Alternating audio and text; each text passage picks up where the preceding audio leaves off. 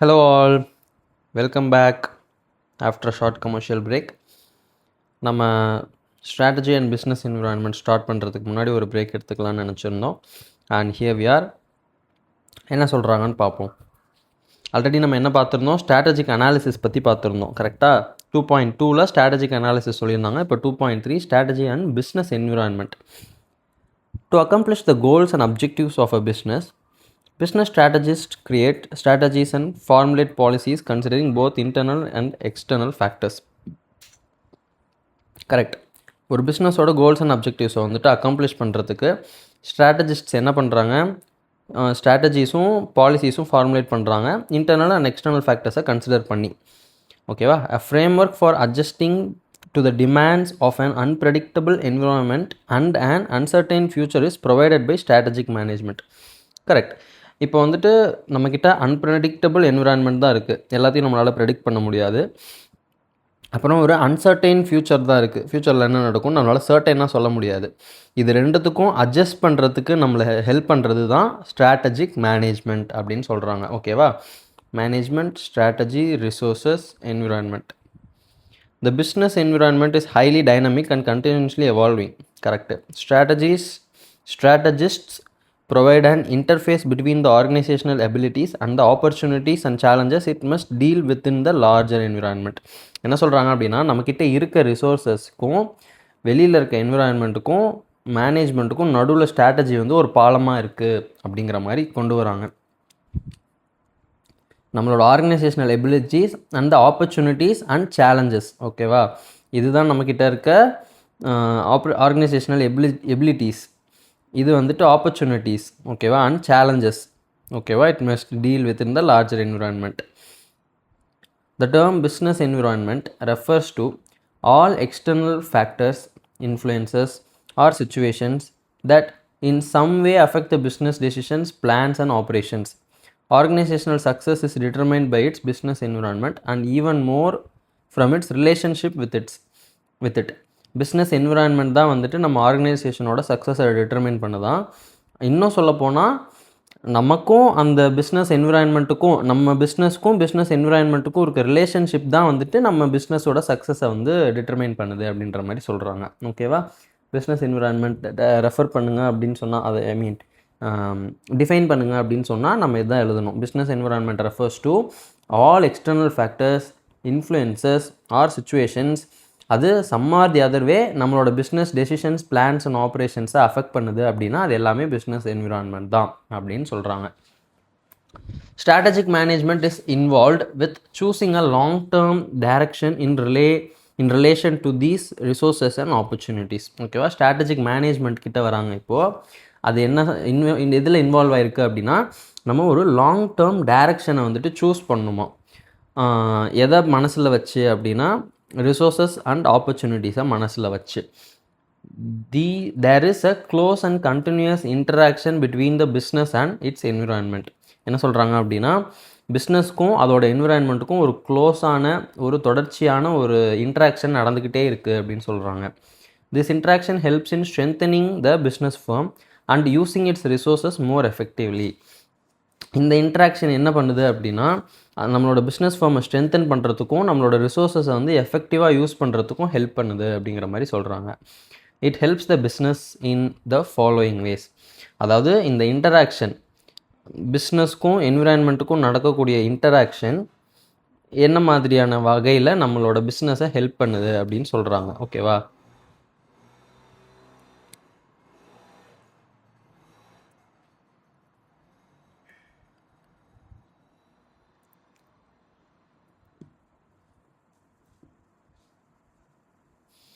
ஆக்சுவலாக நான் என்ன யோசிக்கிறேன்னா, ஸ்ட்ராட்டஜிக் மேனேஜ்மெண்ட் என்ன ஹெல்ப் பண்ணுதுன்னு சொல்கிறாங்களா, இல்லை திஸ் இன்டராக்ஷன் என்ன ஹெல்ப் பண்ணுதுன்னு சொல்கிறாங்களா? பிகாஸ் இது வரைக்கும் இதுக்கு முன்னாடி இந்த இட்டுங்கிறதுக்கு முன்னாடி என்ன சப்ஜெக்ட் இருந்துச்சோ அதை தான் மோஸ்ட்லி இந்த இட்டு மீன் பண்ணும்.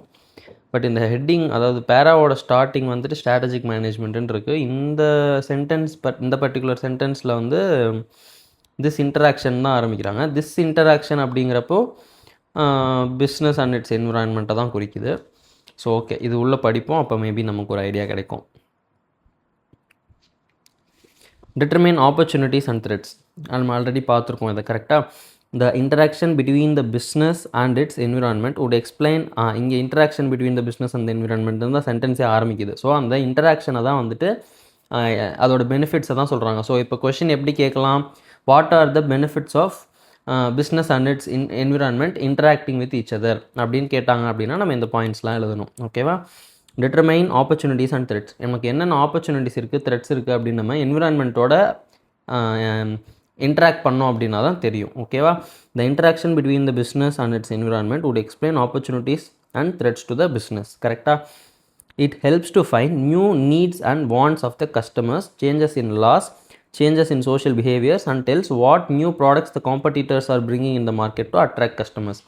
இங்கே நிறைய விஷயங்கள் நம்ம தெரிஞ்சுக்கிறோம். நம்ம வந்துட்டு மார்க்கெட்டோட, அதாவது நம்மளோட என்விரான்மெண்ட்டோட இன்டராக்ட் பண்ணுறப்ப நமக்கு என்னென்ன தெரியுது அப்படின்னா, new needs and wants of the கஸ்டமர்ஸ்க்கு இன்றைக்கி என்ன தேவை, கரண்ட்டாக உங்களுக்கு என்ன தேவை இருக்குது அப்படின்றது தெரிஞ்சுக்கலாம்.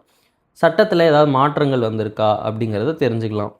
சேஞ்சஸ் இன் சோஷியல் பிஹேவியர்ஸ், இப்போல்லாம் என்ன ட்ரெண்டு போயிட்டுருக்கு, சோஷியலாக ஏதாவது பிஹேவியரல் சேஞ்ச் நடந்துக்கிட்டு இருக்கா அதை தெரிஞ்சுக்கலாம். And tells what new products the competitors are bringing in the market to attract customers.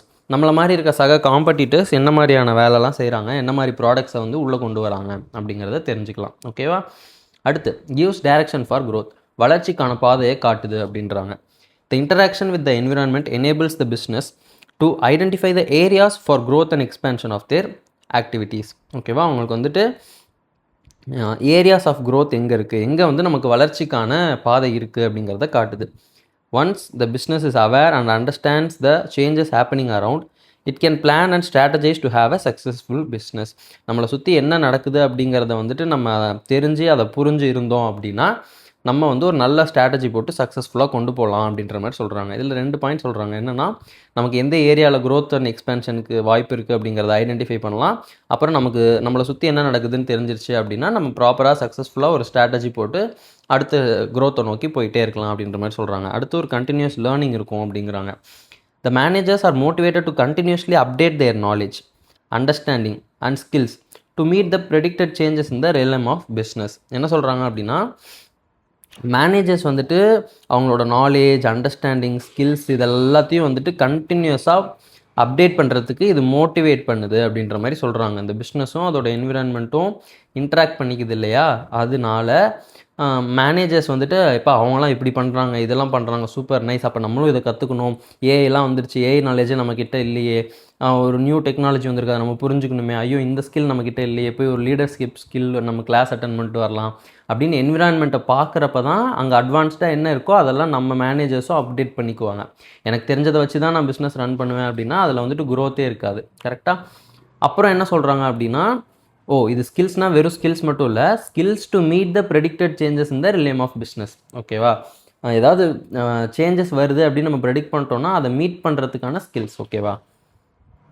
அடுத்தது இமேஜ் பில்டிங். நம்ம வந்து என்விரான்மெண்ட்டோட போய் இன்டராக்ட் பண்ணுறப்ப தான் நம்ம கம்பெனி மேலே அங்கே என்ன இமேஜ் இருக்குது அப்படின்றத பார்த்து, ஓகே அப்போ நமக்கு இந்த மாதிரி ஒரு இமேஜ் வேணும்னா நம்ம அப்போ எந்த மாதிரி நம்ம பிஸ்னஸை ரன் பண்ணணும் அப்படிங்கிற மாதிரி நம்ம யோசிக்கலாம். Environmental understanding helps the business organisations to keep their image by showing their sensitivity to the environment in which they operate. என்ன சொல்கிறாங்க அப்படின்னா, அவங்களோட சென்சிட்டிவிட்டியை வந்துட்டு காமிக்கணும் அப்படின்ற மாதிரி சொல்கிறாங்க. அப்போ தான் வந்துட்டு environmental understanding helps the businesses organisation to improve there image. ஓகேவா. அவங்களோட அந்த என்விரான்மெண்ட்டில் அவங்களோட இமேஜை வந்துட்டு இம்ப்ரூவ் பண்ணுறதுக்கு என்விரான்மெண்டல் அண்டர்ஸ்டாண்டிங் ஹெல்ப் பண்ணுது அப்படிங்கிறாங்க. பை எப்படி பண்ணுறாங்க அப்படின்னா, showing their sensitivity to the environment in which they operate. நம்ம இருக்க என்விரான்மெண்ட்டில் நம்மளோட சென்சிட்டிவிட்டி என்ன, என்விரான்மெண்ட்டில் ஒரு சேஞ்சஸ் நடந்தால் அதுக்கு நம்ம எவ்வளோ தூரம் இம்பேக்ட் ஆகிறோம் அப்படிங்கிறது தான் நம்மளோட சென்சிட்டிவிட்டி. இப்போ வந்துட்டு ஃபார் எக்ஸாம்பிள் யாருக்காவது ஒருத்தங்களுக்கு வந்துட்டு காலில் நம்ம அந்த கையை வச்சு இல்லை இறகை வச்சு ஏதாவது இப்படி பண்ணோம்னா கிச்சு கிச்சு ஆகுது, நான் ரொம்ப சென்சிட்டிவாக இருக்கேன் அப்படின்னு சொல்கிறாங்க. ஒருத்தங்களுக்கு வந்துட்டு எவ்வளோ பண்ணாலும் கிச்சு கிச்சே ஆகலை அப்படின்னா நீ என்ன சென்சிட்டிவிட்டியே இல்லாமல் இருக்க அப்படின்னு சொல்கிறாங்கல்ல. அப்புறம் வந்து டூத் பேஸ்ட் விளம்பரத்துலலாம் வந்துட்டு உங்கள் டூத் பேஸ்ட்டில் வந்துட்டு சென்சிட்டிவாக இருக்குது அப்படின்ற மாதிரிலாம் சொல்கிறாங்கல்ல.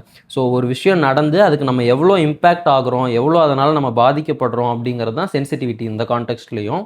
அதனால் என்ன சொல்கிறாங்க, நம்ம வந்துட்டு இப்போ வந்து என்விரான்மெண்ட்டில் ஏதாவது ஒன்று நடக்குதுன்னா நான் அதனால் பாதிக்கப்படுறேன், அதுக்கு நான் பதிலுக்கு ஒன்று கொடுப்பேன். இப்போ ஃபார் எக்ஸாம்பிள் அடையார் ஆனந்த பவன் இருக்காங்க இல்லையா, அவங்க வந்துட்டு இந்த கேஸ் ஷார்ட்டேஜ்லாம் வரப்போ அவங்க என்ன பண்ணாங்க அப்படின்னா, அதுக்கு ஏதோ ஒரு ஸ்டெப் எடுத்தாங்க. என்னென்னு எக்ஸாக்டாக எனக்கு தெரியல. பட் அதுக்கு ஏதோ ஒரு ஸ்டெப் எடுத்தாங்க.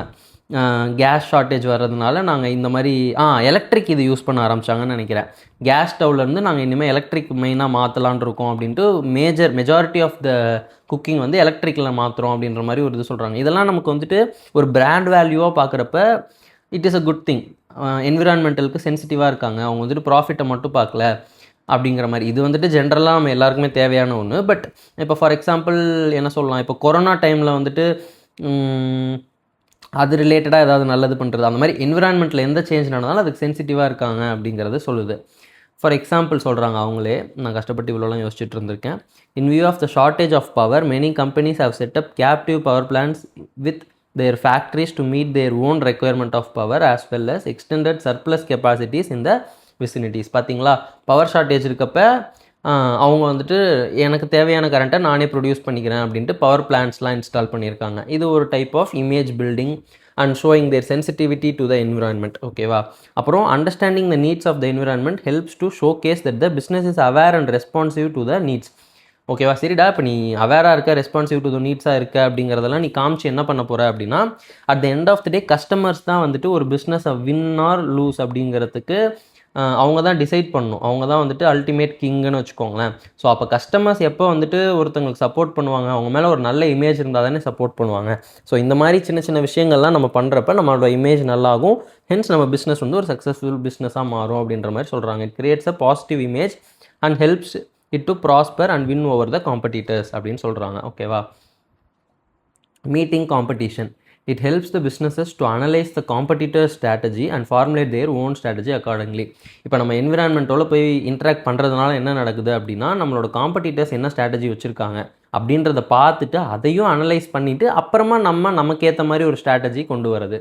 இப்போ ஃபார் எக்ஸாம்பிள் கிரிக்கெட் எடுத்துக்கோங்களேன்.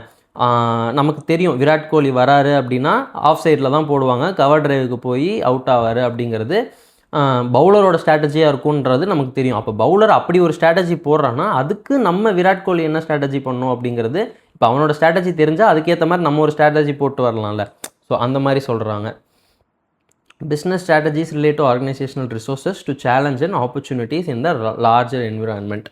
என்ன சொல்கிறாங்க அப்படின்னா, நம்மளோட பிஸ்னஸ் ஸ்ட்ராட்டஜிஸ் வந்து எதோட ரிலேட் ஆகிருக்கு அப்படின்னா, organisational resources to challenges and opportunities இந்த லார்ஜர் என்விரான்மெண்ட்டோட ரிலேட் ஆகிருக்கு அப்படின்னு சொல்கிறாங்க. ஓகேவா.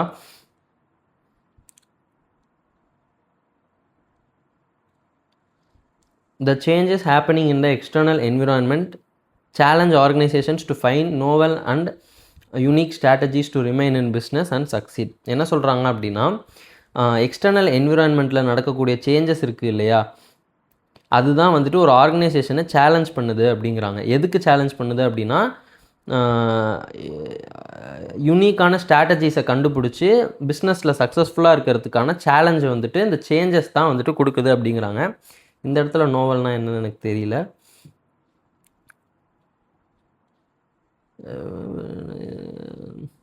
சரி, இந்த கான்டெக்ஸ்ட்டில் நோவல்னால் என்னென்னு தெரில எனக்கு. ஜென்ரலாக அது நாவல்னு சொல்லுவாங்களாட்டுக்கு, நான் நோவல்னு படிச்சுட்டு இருக்கேன். இது நாவல்னு தான் நினைக்கிறேன்.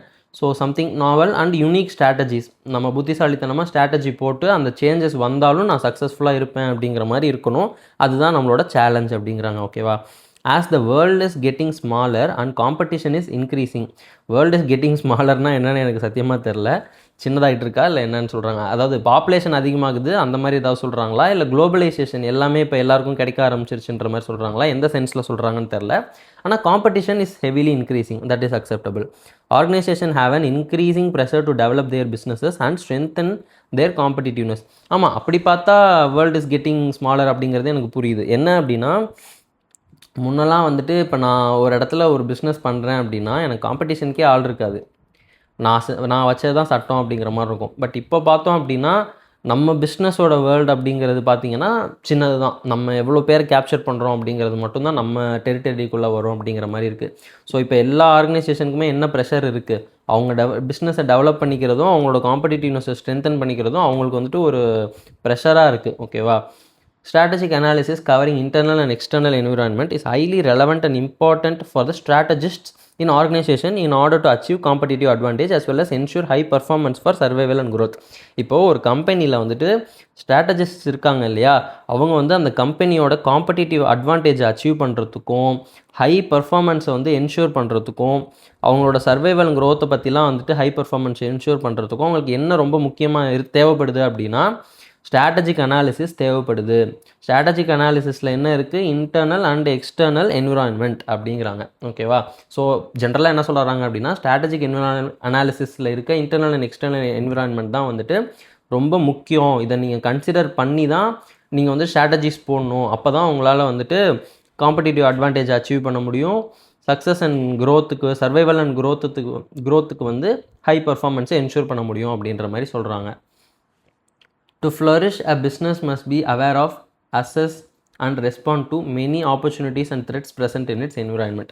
ஒரு பிஸ்னஸ் வளரணும் அப்படின்னா அதுக்கு என்ன பண்ணணும்னா ஃபஸ்ட்டு அதுக்கு தெரிஞ்சிருக்கணும், அதை ஆராய்ச்சி பண்ணியிருக்கணும், அப்புறம் அதுக்கேற்ற மாதிரி ரெஸ்பாண்ட் பண்ணியிருக்கணும். எதுக்கு அப்படின்னா அந்த என்விரான்மெண்ட்டில் இருக்கக்கூடிய ஆப்பர்ச்சுனிட்டிஸ் அண்ட் த்ரெட்ஸுக்கு. ஓகேவா? இந்த நம்ம என்விரான்மெண்ட்டில் இருக்கக்கூடிய ஆப்பர்ச்சுனிட்டிஸ் அண்ட் த்ரெட்ஸை வந்து நம்ம அவேராக இருக்கணும், தெரிஞ்சிருக்கணும் ஃபஸ்ட்டு. அப்புறம் அதை நம்ம அசஸ் பண்ணியிருக்கணும், அப்புறம் அதுக்கேற்ற மாதிரி ரெஸ்பாண்ட் பண்ணோம் அப்படின்னா தான் அந்த பிஸ்னஸ் ஃப்ளரிஷ் ஆகும் அப்படின்ற மாதிரி சொல்கிறாங்க. இன் ஆர்டர் டு சக்சீட், ஜெயிக்கணும்னா the business must not only be aware of the numerous aspects of its surrounding but also be able to handle and adapt to them. நமக்கு வந்து தெரிஞ்சிருந்தால் மட்டும் பத்தாது, அதை ஹேண்டில் பண்ணி அதுக்கு அடாப்ட் ஆகிற அளவுக்கு நமக்கு வந்துட்டு முடியணும் அப்படின்ற மாதிரி சொல்கிறாங்க. அதை ஹேண்டில் பண்ணி அடாப்ட் பண்ண முடிஞ்சால் தான் நம்மளால் அந்த பிஸ்னஸை சக்ஸஸ்ஃபுல்லாக ரன் பண்ண முடியும் அப்படிங்கிறாங்க. The business must continuously evaluate its environment and modify its operation in order to thrive and expand. அதாவது கண்டினியூஸாக நம்ம வந்து எவால்வேட் பண்ணிக்கிட்டே இருக்கணும். எதை அப்படின்னா நம்மளோட என்விரான்மெண்ட்டை. அப்புறம் அதுக்கேற்ற மாதிரி நம்மளோட ஆப்ரேஷன்ஸை மாடிஃபை பண்ணிக்கிட்டே இருக்கணும். அப்போ தான் நம்மளால் சர்வை பண்ண முடியும், எக்ஸ்பேண்ட் பண்ண முடியும் அப்படின்ற மாதிரி சொல்கிறாங்க. ஓகேவா? அடுத்தது, strategic decisions are significant aspects of business management. ஆமாம், நம்ம ஸ்ட்ராட்டஜிக் டெசிஷன்ஸ் எடுக்கிறோம் இல்லையா, இது வந்துட்டு முக்கியமான ஆஸ்பெக்ட் ஆஃப் பிஸ்னஸ் மேனேஜ்மெண்ட்டில் and are essential for the success and continued existence. நம்ம ரொம்ப நாள் எக்ஸிஸ்டன்ஸ் ஆகிறதுக்கும் சக்ஸஸ்ஃபுல்லாக இருக்கிறதுக்கும் அது இம்பார்ட்டண்ட் அப்படிங்கிறாங்க. 2 crucial aspects for the success include are the function of top management and the method of formulating strategic decisions. அதாவது 2 crucial aspects எதுக்கு அப்படின்னா சக்ஸஸ்க்கு என்ன அப்படின்னு பார்த்தோன்னா functions of top management and method of formulating strategic decisions. ஓகேவா?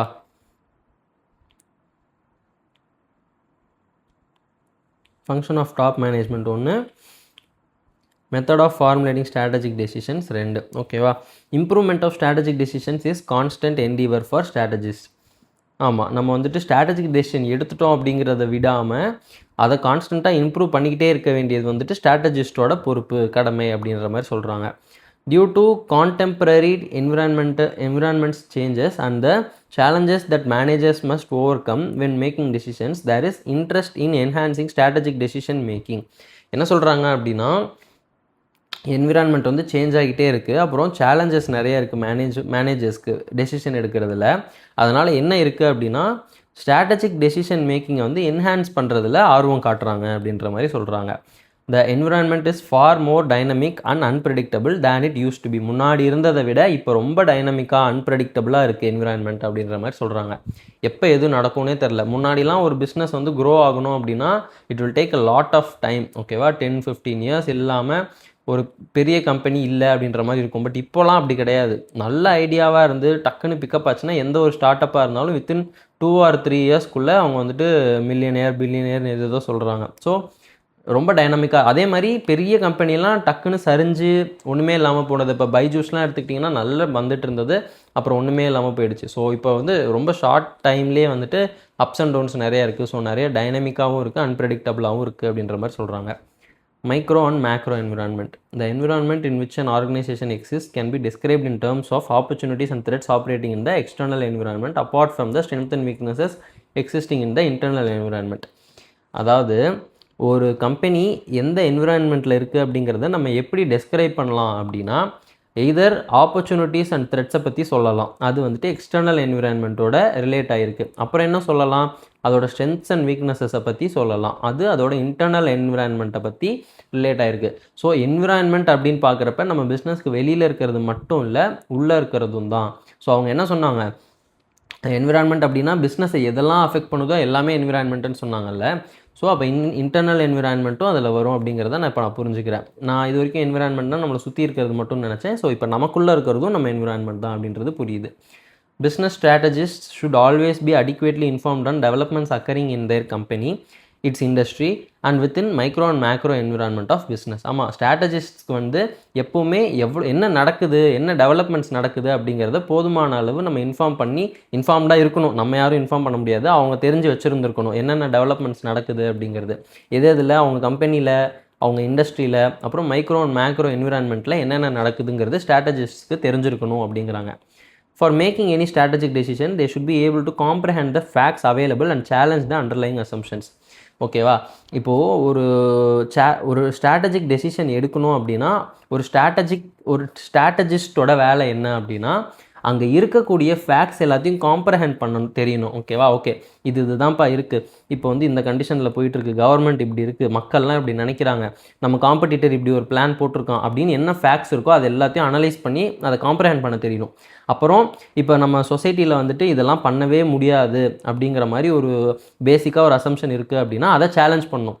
இதை பண்ணி காமிச்சா என்ன? இப்போ எலான் மஸ்க் இருக்காருன்னு வச்சுக்கோங்களேன், நம்மளோட பேசிக் அசம்ஷன் என்னவாக இருந்துச்சு, டிரைவர் இல்லாமல் எப்படிங்க கார் ஓடும் அப்படின்னு இருந்துச்சு. அந்த அசம்ஷனை வந்து அவர் சேலஞ்ச் பண்ணார். ஓட்டினா எப்படி இருக்கும், என்னால் முடியும், நான் ட்ரை பண்ணுறேன் அப்படின்ட்டு டிரைவரே இல்லாமல் ஒரு காரை வந்துட்டு கிரியேட் பண்ணார். ஸோ அதுதான் வந்துட்டு ஒரு பெஸ்ட் ஸ்ட்ராட்டஜிஸ்டோட இதுன்னு சொல்கிறாங்க. ஓகேவா? The external environment can be categorised in 2 major types as follows. Micro environment, macro environment. External environment 2 வகைப்படும். அதில் ஒன்று மைக்ரோ என்விரான்மெண்ட், இன்னொன்று macro environment. Micro environment is related to small area or immediate periphery of an organisation. ஓகேவா? Micro என்விரான்மெண்ட்னா என்னென்னா நம்ம firm அதை சுற்றி இம்மீடியட்டாக என்ன இருக்கோ அதுதான். அது வந்துட்டு சின்ன லெவலில் இருக்கும். ஓகேவா? It influences and organisation regularly and directly. அது வந்துட்டு நமக்கு ரெகுலராகவும் டைரெக்டாகவும் நம்மளை வந்துட்டு இன்ஃப்ளூயன்ஸ் பண்ணிகிட்டே இருக்குமா. Micro environment consist of suppliers, consumers, marketing intermediaries, competitors etcetera. Micro என்விரான்மெண்ட்டில் யார் யாரெல்லாம் இருப்பா அப்படிங்கிறத சொல்கிறாங்க. ஓகேவா? ஸோ இது எம்சிக்யூவில் எங்கேயாவது கேட்குறாங்க, இப்போ உங்கள் சப்ளையர்ஸ் யார், உங்கள் கன்சியூமர்ஸ் யார், உங்கள் மார்க்கெட்டிங் இன்டர்மீடியரிஸ் யார், உங்கள் காம்படிட்டர்ஸ் யார் அப்படின்னு கேட்குறாங்க அப்படின்னா அவங்களாம் மைக்ரோவா மேக்ரோவான்னு கேட்டால் நமக்கு மைக்ரோ அப்படின்னு எழுத தெரியணும். ஓகேவா? இன்டர்மீடியரிஸ் அப்படின்னா நம்ம ப்ரொடியூஸ் பண்ணிகிட்ருக்கோம் சப்ளையரு, அங்கே வந்து கன்சியூமர் ஒரு எண்டில் இருப்பாங்க, இங்கே நடுவில் இங்கேருந்து இதை கொண்டு போய் அங்கே சேர்க்குறாங்க இல்லையா, அவங்க தான் இன்டர்மீடியரிஸ்.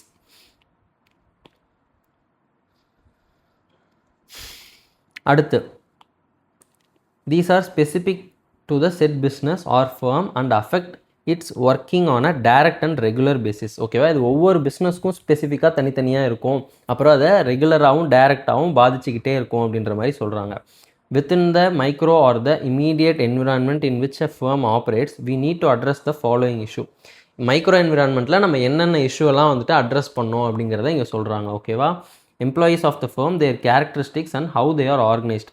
நம்ம ஃபர்மில் வேலை பார்க்குற எம்ப்ளாயீஸ் அவங்களோட கேரக்டரிஸ்டிக்ஸ் எப்படி இருக்குது, அவங்களாம் எவ்வளோ தூரம் ஆர்கனைஸ்டாக இருக்காங்க அப்படிங்கிறதெல்லாம் மைக்ரோவில் நம்ம பார்த்துக்க வேண்டிய விஷயம். ஆல்ரெடி நமக்கு இருக்க கஸ்டமர் பேஸ் எப்படி இருக்குது, அப்புறம் இந்த ways in which the firm can raise its finance. நமக்கு எங்கெல்லாம் வந்துட்டு காசை கேபிட்டல் ரைஸ் பண்ணுறதுக்கு எப்படிலாம் சோர்ஸஸ் இருக்குது அப்படின்னு பார்க்கணும். நம்மளோட சப்ளையர்ஸ் யார், நமக்கும் அவங்களுக்கும் உள்ள லிங்க் எப்படி இருக்குது, அப்புறம் லோக்கல் கம்யூனிட்டி என்ன, நம்ம இருக்க இடத்துல நம்ம ஃபர்ம் ஆப்ரேட் பண்ணுற லோக்கல் கம்யூனிட்டி என்ன அப்படின்றது தெரிஞ்சிருக்கணும். நம்மளோட டைரக்ட் காம்படிஷன் யார், அவங்களோட பெர்ஃபார்மன்ஸ் நம்மளை கம்பேர் பண்ணுறப்ப எப்படி இருக்குது. ஓகேவா? இதெல்லாம் தான் நம்ம வந்து இமீடியட் பெரிஃபெரி, அதாவது நம்மளோட இமீடியட்டாக இருக்கக்கூடிய என்விரான்மெண்ட்டை பற்றி இதெல்லாம் தான் நம்ம அனலைஸ் பண்ணணும். இதுதான் வந்துட்டு நம்மளோட மைக்ரோ என்விரான்மெண்ட்டோட அனாலிசிஸாக இருக்கணும் அப்படின்ற மாதிரி சொல்கிறாங்க. ஓகேவா? என்னென்ன சொல்கிறாங்க, நம்ம எம்ப்ளாயீஸ் யார், அவங்களோட கேரக்டரிஸ்டிக்ஸ் என்ன, அவங்க எவ்வளோ ஆர்கனைஸ்டாக இருக்காங்கன்றது தெரிஞ்சிருக்கணும். அடுத்து வந்துட்டு நம்மளோட ஆல்ரெடி இருக்க கஸ்டமர் பேஸ் எப்படி இருக்குது, நம்மளோட கஸ்டமர்ஸ் யார் அப்படின்றத தெரிஞ்சிருக்கணும். அவங்கள நம்பி தான் நம்ம பிஸ்னஸ் பண்ணிகிட்ருக்கோம், ஸோ அவங்கள பற்றி தெரிஞ்சிருக்கணும் அப்படிங்கிறாங்க. அப்புறம் நமக்கு எந்தெந்த வகையில் வந்து கேபிட்டல் ரைஸ் பண்ணலாம் அப்படிங்கிறது தெரிஞ்சிருக்கணும் அப்படிங்கிறாங்க. அப்புறம் நம்மளோட சப்ளையர்ஸ் யார், அப்புறம் அவங்களுக்கும் நமக்கும் இருக்க லிங்க் வந்துட்டு எப்படி டெவலப் ஆகிருக்கு அப்படிங்கிறத தெரிஞ்சுக்கணுங்கிறாங்க. அப்புறம் நம்ம ஃபேம் ஆப்ரேட் ஆகிற லோக்கல் கம்யூனிட்டி எந்த மாதிரியானது அப்படிங்கிறத தெரிஞ்சுக்கணும் அப்படிங்கிறாங்க. அப்புறம் நம்மளோட காம்படிட்டர் யார், அவங்க வந்து நம்மளை கம்பேர் பண்ணுறப்ப எப்படி பெர்ஃபார்ம் பண்ணுறாங்க அப்படிங்கிறது தெரிஞ்சிருக்கணும் அப்படிங்கிறாங்க. The factors in micro environment often relate an organization to the macro issues influencing the way a firm reacts in the marketplace. ஓகேவா, அந்த மைக்ரோ என்விரான்மெண்ட் ஃபேக்டர்ஸ்லாம் வந்துட்டு அதிகபட்சம் எதோட ரிலேட் ஆகும் அப்படின்னா an organization to the macro issues, பெரிய லெவலில் நடக்கக்கூடிய இஷ்யூஸ் வந்துட்டு இஷ்யூஸோட ரிலேட் பண்ணுமா.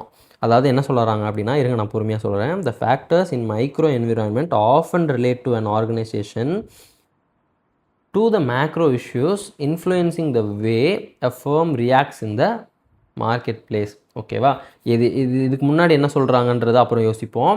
இதெல்லாம் சேர்ந்து என்ன நடக்குது அப்படின்னா, நம்ம ஃபேம் வந்துட்டு மார்க்கெட் பிளேஸில் எப்படி ரியாக்ட் பண்ணுது அப்படிங்கிறத இன்ஃப்ளூயன்ஸ் பண்ணுதான். இது கீழே இருக்க வரைக்கும் அதுதான் அர்த்தம். ஓகேவா, இப்போ ஃபஸ்ட் லைனுக்கு மட்டும் அர்த்தம் பார்ப்போம். The factors in micro environment. ஓகேவா, மைக்ரோ என்விரான்மெண்ட்டில் சில ஃபேக்டர்ஸ் இருக்குது இல்லையா, அது அடிக்கடி என்ன பண்ணும் அப்படின்னா relate and organisation to the macro issues அப்படிங்கிறாங்க. ஆர்கனைசேஷனை பெரிய லெவலில் நடக்கக்கூடிய இஷ்யூஸோட ரிலேட் பண்ணுமா, அதுதான் மைக்ரோ என்விரான்மெண்ட்டில் இருக்க ஃபேக்டர்ஸ் பண்ணுமா. ஓகேவா, இதனால் என்ன நடக்குது அப்படின்னா நம்ம ஃபேமை வந்துட்டு இன்ஃப்ளூயன்ஸ் பண்ணுதான் நம்மளோட மார்க்கெட் பிளேஸில் எப்படி ரியாக்ட் பண்ணுறோம் அப்படின்ட்டு. ஓகேவா, ஸோ மேக்ரோ லெவலில் நடக்கிற இஷ்யூஸ் வந்துட்டு மைக்ரோ லெவலுக்கு வந்து அதோட ஃபேக்டராக மாறி அப்புறம் அது வந்து நம்ம ஆர்கனைசேஷனை அஃபெக்ட் பண்ணி அதை வச்சு நம்ம வந்துட்டு நம்ம மார்க்கெட் பிளேஸில் எப்படி ரியாக்ட் பண்ணுறோம் அப்படிங்கிறத இன்ஃப்ளூயன்ஸ் பண்ணுது அப்படின்ற மாதிரி சொல்கிறாங்க. ஓகேவா, the macro environment is the portion of the outside world that significantly affect how an organization operates but is typically much beyond its direct control and influence. ஓகேவா, இப்போ நம்ம மைக்ரோனா என்னன்னு பார்த்த மாதிரியே இங்கே மேக்ரோனா என்னங்கிறத கொடுத்துருக்காங்க. அதுவும் நம்மளை வந்து சிக்னிஃபிகண்ட்டாக அஃபெக்ட் பண்ணும் அப்படின்னு சொல்கிறாங்க. பட் மோஸ்ட்லி நம்மளோட டைரக்ட் கண்ட்ரோல் அண்ட் இன்ஃப்ளூயன்ஸில் இருக்காது அப்படின்னு சொல்கிறாங்க. ஓகேவா, அதுவும் வந்து அவுட் சைட் வேர்ல்டுங்கிறாங்க. நமக்கு இம்மீடியட் பெரிலாம் இல்லை. ஓகேவா, வெளியே கொஞ்சம் தள்ளி இருக்கும். Elements of macro environment. நம்ம மைக்ரோ என்விரான்மெண்ட் பார்த்துட்டோமா, அப்போ அடுத்து மேக்ரோ என்விரான்மெண்ட்டுக்கு வராங்க. Macro environment has broader dimensions as it consist of economic, socio cultural, technological, political and legal factors. ஓகேவா, அதில் ப்ராடர் டைமென்ஷன்ஸ் இருக்கும் அப்படிங்கிறாங்க. மைக்ரோவில் என்ன பார்த்தோம், கஸ்டமரு, எம்ப்ளாயி இவங்கெல்லாம் தான் இருப்பாங்க அப்படின்ற மாதிரி பார்த்தோம் இல்லையா. ஆனால் இங்கே வந்து ப்ராடாக இருக்கும். அதில் வந்து economic, socio cultural, technological, political and legal ஃபேக்டர்ஸ்லாம் இருக்குன்றாங்க. The classification of the relevant environment into components or sectors help an organization to cope with its complexity, comprehend the different influences operating and relating the environmental changes to its strategic management process. என்ன சொல்கிறாங்க அப்படின்னா,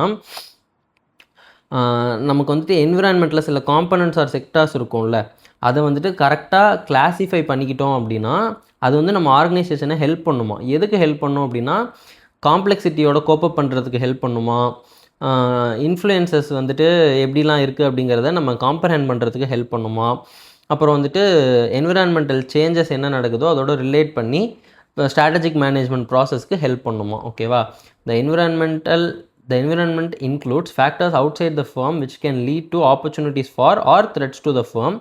Although there are many factors, the most important of the factors are socio-economic, technological, supplier, competitors and government. ஓகேவா, இப்போ ரொம்ப இம்பார்ட்டண்ட்டாக இருக்கிறது எது அப்படின்னா socio economical, technological, supplier, competitors and government. ஓகேவா, இப்போ ஏதாவது எம்சிக்யூவில் கேட்டாங்கன்னா நமக்கு எழுத தெரியணும்.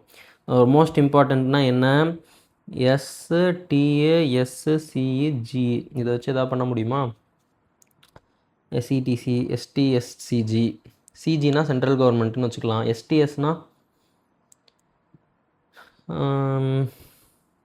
இல்லை எஸ்எஸ் ரெண்டுத்தையும் சேர்த்து போட்டுக்கலாமா, TSS, SST, CSS, SSC, TSSCG, STSCG, GST. Okay, SC, GST இல்லை CSGSTன்னு வச்சுக்கலாம். சிஎஸ்க்கு இல்லை எஸ்சிக்கு ஏதாவது ஒரு வேர்டு இருக்கா, கம்ப்யூட்டர் சயின்ஸ், சோஷியல் சயின்ஸ், இல்லை சோஷியோ, எஸ்சி என்ன சொல்லலாம் தெரியலையே. சரி, கம்ப்யூட்டர் சயின்ஸே வச்சுக்கலாம். கம்ப்யூட்டர் சயின்ஸ் ஜிஎஸ்டி ஓகேவா. எது வந்துட்டு ரொம்ப இம்பார்ட்டன்ட் ஃபேக்டர்ஸ் அப்படின்னு கேட்டாங்கன்னா கம்ப்யூட்டர் சயின்ஸ் ஜிஎஸ்டி அப்படிங்கிறது நமக்கு ஞாபகம் வரணும்.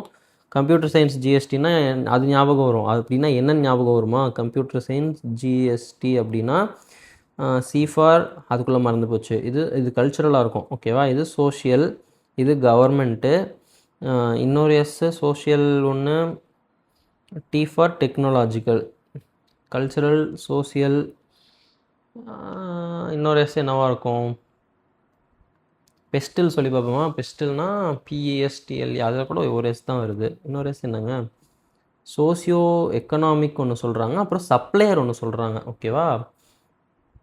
ஓகே,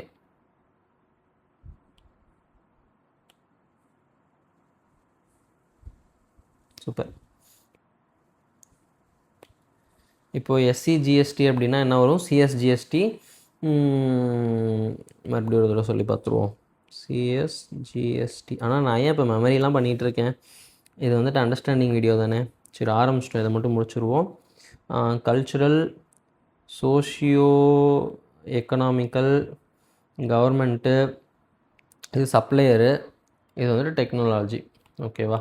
ஓகே, ஞாபகம் இருக்குது. Thank God. இதுதான் இம்பார்ட்டண்ட். ஏதாவது எம்சிக்யூவில் வந்துச்சுன்னா நமக்கு ஞாபகம் இருக்கணும் ஓகேவா. The external environment of an organization is made up of all the individuals, teams, organizations, agencies and factors that it routinely interacts with when conducting business ஓகேவா. எக்ஸ்டர்னல் என்விரான்மெண்ட் வந்து எதனால் ஆக்கப்பட்டது அப்படின்னா, நம்ம ரெகுலராக பிஸ்னஸ் பண்ணுறப்ப அடிக்கடி ஆர்ட்டெல்லாம் பேசுகிறோமோ அந்த இண்டிவிஜுவல்ஸ், அந்த டீமு, அந்த ஆர்கனைசேஷன், அந்த ஏஜென்சி, அப்புறம் அந்த ஃபேக்டர்ஸ், இதனால் ஆக்கப்பட்டது தான் எக்ஸ்டர்னல் என்விரான்மெண்ட் ஓகேவா. In addition to carrying out transactions, it develops and puts into action pertinent plans and policies to address environmental changes. It negotiates its way into the future as well. என்ன சொல்கிறாங்க அப்படின்னா, first வந்துட்டு in addition to carrying out transaction பண்ணுறது மட்டும் இல்லாமல், அதாவது இந்த external என்விரான்மெண்ட்டோட நம்ம வந்துட்டு பரிவர்த்தனைகள் பண்ணுறதோடு நிறுத்தாமல் நம்ம டெவலப் பண்ணி யூஸ் பண்ணுறோம். எதை அப்படின்னா பிளான்ஸ் அண்ட் பாலிசிஸை டெவலப் பண்ணி அதை வந்து புட் டு யூஸ் பண்ணுறோம், புட் டு ஆக்ஷன் பண்ணுறோம் ஓகேவா. எதுக்காக அப்படின்னா என்விரான்மெண்டல் சேஞ்சஸை வந்து அட்ரஸ் பண்ணுறதுக்காக. அப்புறம் என்ன பண்ணுறோம், நம்ம ஃப்யூச்சரில் நல்லா சர்வை பண்ணுறதுக்கும் ஒரு பிளானை வந்து பண்ணிக்கிறோம் அப்படின்ற மாதிரி சொல்கிறாங்க. இப்போது எலமெண்ட்ஸ் ஆஃப் மேக்ரோ என்விரான்மெண்ட் ஆரம்பிக்குதா. இந்த இடத்துல டீமோகிராஃபிக் என்விரான்மெண்ட் அப்படின்னு ஃபஸ்ட்டு எடுத்தோடனே ஆரம்பிக்கிறாங்க. டீமோகிராஃபிக்னா என்ன அப்படிங்கிறத பார்க்க போகிறோம். 1 செகண்ட் தண்ணி குடிச்சுக்கிறேன்.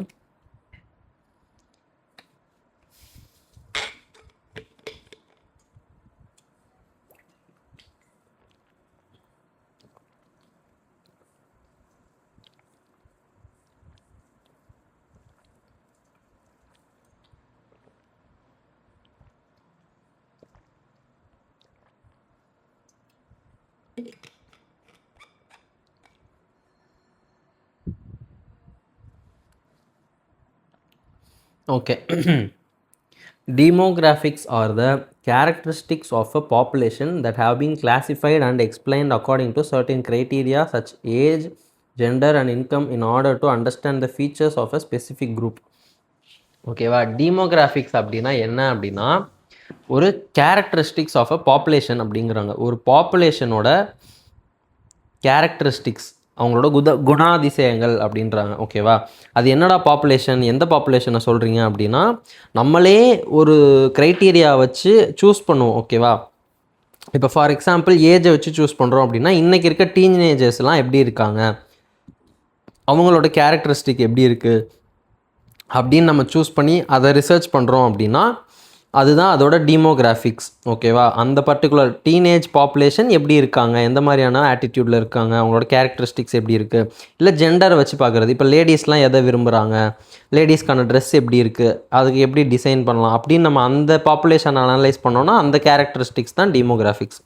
அவங்க இன்கம், இப்போ வந்துட்டு ஹையாக ஏர்ன் பண்ணுறவங்க இல்லை மிடில் கிளாஸ்லாம் எதை ப்ரிஃபர் பண்ணுறாங்க, மிக்சி கிரைண்டர்லாம் வந்துட்டு மிடில் கிளாஸ்க்கு எது சூட்டபுளாக இருக்குது அப்படின்னு நம்ம அதை சூஸ் பண்ணுறோம் அப்படின்னா, in order to understand the features of a specific group ஓகேவா. அந்த ஸ்பெசிஃபிக் குரூப் வந்துட்டு எப்படி இருக்காங்க அப்படின்றத நம்ம ஆராய்ச்சி பண்ணுறதுக்காக, நம்மளை வந்து நம்ம தெரிஞ்சுக்கிறதுக்காக, புரிஞ்சுக்கிறதுக்காக நம்ம வந்துட்டு அதை பார்க்குறோம் இல்லையா, அதுதான் வந்துட்டு டீமோகிராஃபிக்ஸ் அப்படின்னு சொல்கிறாங்க.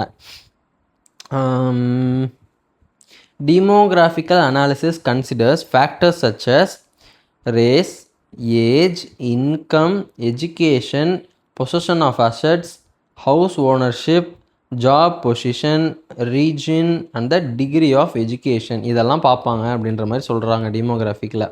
ஓகேவா, என்னென்ன சொல்கிறாங்க? Factors such as race, age, income, education, position of assets, house ownership, job position, job position, region and the degree of education. ஓகேவா, அவங்க வந்து எவ்வளோ அசட்ஸ் வச்சுருக்காங்க, அவங்க வீட்டுக்கு சொந்த வீடு வச்சுருக்காங்களா இல்லையா, எந்த மாதிரியான ஜாப் பொசிஷனில் இருக்காங்க, அவங்க எந்த இடத்துல வசிக்கிறாங்க, அவங்க எவ்வளோ படிச்சிருக்காங்க, அவங்களோட டிகிரி ஆஃப் எஜுகேஷனும் வேறு வேறையா, ஏன் ரெண்டும் தனித்தனியாக கொடுத்துருக்காங்க தெரில. ஓகேவா, இன்கம் எவ்வளோ, அவங்களோட வயசு என்ன, அவங்களோட ரேஸ் என்ன, ரேஸ்னால் இனம், எந்த இனத்தை சார்ந்தவங்க அப்படின்ற மாதிரி. ஆக்சுவலாக ரேஸ்னால் என்ன சரி தெரில. அதான் எந்த இனம்ன்றது தான் சொல்லுவாங்க. பட் வாட் எக்ஸாக்ட்லி, நான்லாம் எந்த ரேஸ்ன்னு கேட்டால் நான் எந்த இனம், நான் மனித இனம் தான். Like I don't know. Okay, data about these qualities across homes and within a demographic variable are important to both business and economists. ஓகேவா, இந்த டேட்டா வந்துட்டு நமக்கு வேணும். ஓகேவா, ஒவ்வொருத்தவங்களோட ரேஸு, ஏஜ், இன்கம், இந்த டேட்டாலாம் இப்போ யூடியூப்லேயே நம்ம வீடியோ போடுறோன்னா அது வந்துட்டு மேல் எவ்வளோ பார்க்குறாங்க, ஃபீமேல் எவ்வளோ பார்க்குறாங்க, எந்த டைமில் அதிகமாக பார்க்குறாங்க, எந்த வீடியோஸ் பார்த்துட்டு அப்புறமா இங்கே வராங்க, இந்த மாதிரியான ஃபேக்டர்ஸ்லாம் நம்ம பார்த்து தானே நம்ம வந்துட்டு இது பண்ணுறோம். அதே மாதிரி ஒரு பிஸ்னஸ்க்கு ஸ்ட்ராட்டஜி போடுறப்ப இந்த டேட்டாஸ்லாம் தேவைப்படுது அப்படின்ற மாதிரி சொல்கிறாங்க. எக்கனாமிஸ்ட்ஸ்க்கும் தேவைப்படுதான், பிஸ்னஸஸ்க்கும் தேவைப்படுதான். ஓகேவா, marketers and other social scientist regularly divide up population based on their demographic makeup. ஓகேவா, மார்க்கெட்டிங் பண்ணுறவங்களா இருந்தாலும் சரி, சோஷியல் சயின்டிஸ்ட்னா யாருன்னு எனக்கு தெரியாது, பட் சோஷியல் சயின்டிஸ்ட்டாக இருந்தாலும் சரி, அந்த பொதுவாக இருக்க பாப்புலேஷனை வந்துட்டு இந்த மாதிரி டீமோகிராஃபிக் மேக்கப் வச்சு தான் பிரிப்பாங்களாம். ஏன்னா இப்போ நம்ம மார்க்கெட் பண்ணுறப்பே நமக்கு தெரியும் நம்மளோட டார்கெட் ஆடியன்ஸ் யார், நம்ம யாருக்கிட்ட போய் ரீச் பண்ணோம் அப்படின்ட்டு இந்த மார்க்கெட் பண்ணுறோம் அப்படிங்கிற மாதிரி இருக்கும். இப்போ வந்துட்டு சினிமா இண்டஸ்ட்ரியே எடுத்துக்கோங்களேன். இப்போ வந்துட்டு ஃபேமிலி ஆடியன்ஸ் இருக்காங்க அப்படின்னா போஸ்டர் அடித்து ஓட்டுவாங்க, அந்த மாதிரி பண்ணுவாங்க.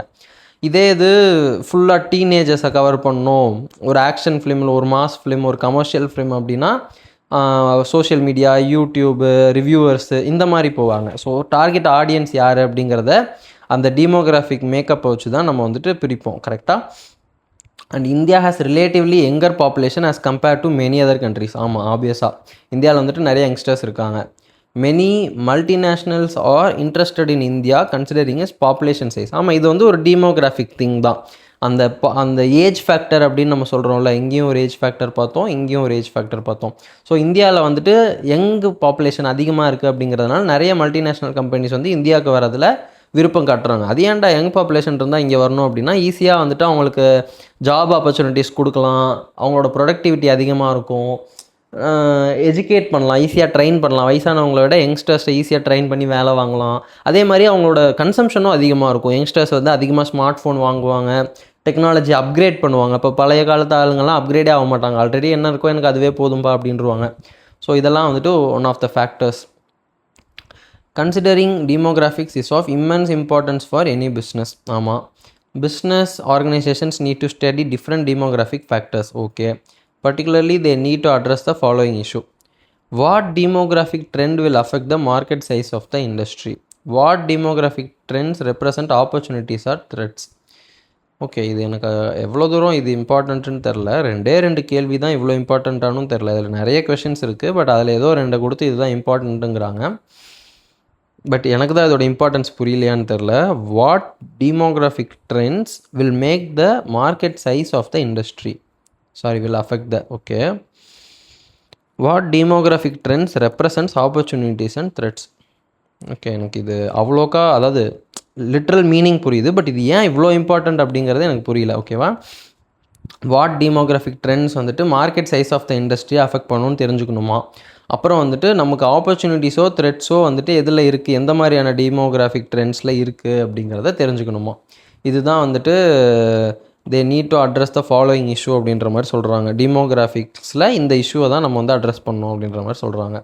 ஃபஸ்ட் ஒன் வந்து market size of the industry, அப்புறம் ஆப்பர்ச்சுனிட்டிஸ் அண்ட் த்ரெட்ஸ். எழுதுகிற அளவுக்கு மனப்பாடம் பண்ணிக்கலாம். ஓகேவா, the size and age distribution demographic dispersion, geographic dispersion, ethnic mix and income distribution of a population are all of great importance to the organization. ஆமாம், இந்த ஃபேக்டர்ஸ்லாம் நமக்கு consider பண்ணணும். இதில் புதுசாக ஒன்று சொல்கிறாங்க, என்னென்னா எத்னிக் மிக்ஸ் அப்படின்ற மாதிரி ஒன்று சொல்கிறாங்க. அப்புறம் ஜியோகிராஃபிக் டிஸ்பர்ஷன் அப்படின்றாங்க, எந்தெந்த இடத்துல எவ்வளோ தூரம் எல்லாம் ஸ்ப்ரெட் ஆகி இருக்காங்க அப்படிங்கிற மாதிரி.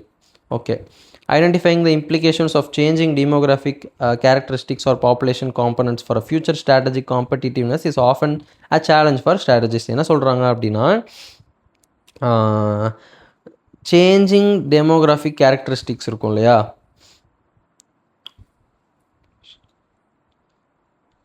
இதை வந்துட்டு ஐடென்டிஃபை பண்ணுறது வந்துட்டு ஒரு ஸ்ட்ராட்டஜிஸ்டோட பெரிய சேலஞ்சாக இருக்குது அப்படின்றாங்க. எதை அப்படின்னா, சேஞ்சிங் டீமோகிராஃபிக் கேரக்டரிஸ்டிக்ஸையும் population components for a future strategic இப்போ இன்றைக்கி எப்படி இருக்குன்றதை தாண்டி இன்னும் 10 வருஷம் கழித்து எப்படி இருக்குது அப்படின்றத நம்ம யோசிக்கணும். அப்போ தான் இன்றைக்கே ரிசர்ச் அண்ட் டெவலப்மெண்ட் போகலாமா, இல்லை இன்னோவேஷன் பண்ணலாமா, இல்லை புதிய ப்ராடக்டை லான்ச் பண்ணலாமா. இப்போ ராயல் என்ஃபீல்டு இருக்குது அப்படின்னா அது வந்துட்டு இப்போது நாளைக்கு என்ன சேல் பண்ண போகிறோம், நாளான்னைக்கு என்ன பண்ண போகிறோம், இல்லை நெக்ஸ்ட் மந்த் என்ன பண்ண போகிறோம்னு யோசிக்க மாட்டாங்க. இப்போ நெக்ஸ்ட்டு 10 இயர்ஸில் இப்போ இருக்க யங் ஜெனரேஷன் எதை விரும்புவாங்க, இப்போ இருக்க மாதிரியே ராயல் என்ஃபீல்டு பைக் இருந்தால் விரும்புவாங்களா, அந்த பிராண்டோட வேல்யூ வந்து கம்மியாகக்கூடாது, அது அப்பையும் மார்க்கெட்டில் சக்ஸஸ்ஃபுல்லாக இருக்கணும் அப்படின்ட்டு 10 இயர்ஸ் கழித்து குழந்தைங்க எதை விரும்புவாங்க, இப்போ இருக்க குழந்தைங்க அப்போ எதை விரும்புவாங்க அப்படிங்கிறத அவங்க வந்துட்டு ஆராய்ச்சி பண்ணணும். ஸோ அதை தான் சொல்கிறாங்க, அந்த ஃப்யூச்சர் ஸ்ட்ராட்டஜிக் காம்படிட்டிவ்னஸ் இருக்குது இல்லையா, அதை வந்துட்டு அவங்க ஐடென்டிஃபை பண்ணுறது கஷ்டமாக இருக்கும் அப்படின்ற மாதிரி சொல்கிறாங்க. ஓகே, இவ்வளோ தான் டீமோகிராஃபி. ஓகேவா, இதெல்லாம் நம்ம எதில் பார்த்துட்ருக்கோம், elements of macro environment. Macro என்விரான்மெண்ட்டில் இருக்கக்கூடிய எலமெண்ட்ஸ் ஒன்று மேக்ரோ என்விரான்மெண்ட்டோட ஒரு அங்கம். ஓகேவா, அதில் டீமோகிராஃபிக் என்விரான்மெண்ட் ஃபர்ஸ்ட் திங். அடுத்தது socio cultural environment. Socio cultural என்விரான்மெண்ட்னால் என்னென்னு பார்க்க போகிறோம். A general factor that influences almost all enterprises in a similar manner. ஓகேவா, இது என்ன அப்படின்னா, ஓவராலாக அந்த இண்டஸ்ட்ரியில் இருக்க எல்லா என்டர்பிரைசஸையும் ஒரே மாதிரி அஃபெக்ட் பண்ணக்கூடிய ஒரு விஷயம் அப்படின்றது சொல்கிறாங்க. இட் ரெப்ரசன்ட்ஸ், என்ன பண்ணால் இந்த எரேசர் வருதுன்னு எனக்கு தெரில, நான் ஏதோ ஒன்று பண்ணுறேன், அப்போ ஆட்டோமேட்டிக்காக இது மாறிடுது அந்த பென்சிலை. பட் ஸ்டில் சரி, நான் அப்புறமா ChatGPT கேட்குறேன். ஜென்ரல் ஃபேக்டர் தட் இது வந்து எல்லாத்தையும் ஒரே மாதிரியான இன்ஃப்ளூயன்ஸ் பண்ணோம் அப்படிங்கிறாங்க. It represents complex group of factors such as social traditions, values, beliefs, levels. Belief என்னடா சொல்கிறீங்க, இங்கேயோ பிலீஃப்க்கு கம்மா போட்டாச்சு, அப்புறம் level and standard of literacy. Sorry, நான் தான் தப்பாக படிச்சிட்டேன். Level and standards of literacy, the ethical standards and state of society, the extent of social stratification, conflict, cohesiveness and so forth. ஓகேவா, இதெல்லாம் தான் வந்துட்டு சோஷியோ கல்ச்சுரல் என்விரான்மெண்ட்டோட ரிலேட் ஆகிருக்கு அப்படின்ற மாதிரி சொல்கிறாங்க. ஓகேவா, it differs from demographics in the sense that it is not the characteristics of the population but is the behavior and the belief system of that population. இதுக்கு முன்னாடி இது தானடா சொன்னேன் அப்படின்ற மாதிரி நீங்கள் கேட்கலாம். டீமோகிராஃபிக்கும் சோஷியல் கல்ச்சுரல் என்விரான்மெண்ட்டுக்கும் என்ன டிஃப்ரென்ஸின் அப்படின்னு தனியாகவே ஒரு கொஷின் கேட்கக்கூட வாய்ப்பு இருக்குது. அதை நம்ம வந்து மாற்றி மார்க் பண்ணி வச்சுக்கலாம். மேலே பார்த்தது கேரக்டரிஸ்டிக்ஸ் ஆஃப் த பாப்புலேஷன், ஆனால் கீழே பார்க்குறது அவங்களோட பிஹேவியர் அண்ட் பிலீஃப் சிஸ்டம். ஓகேவா, இதுதான் வந்துட்டு கீவேர்ட்ஸ்.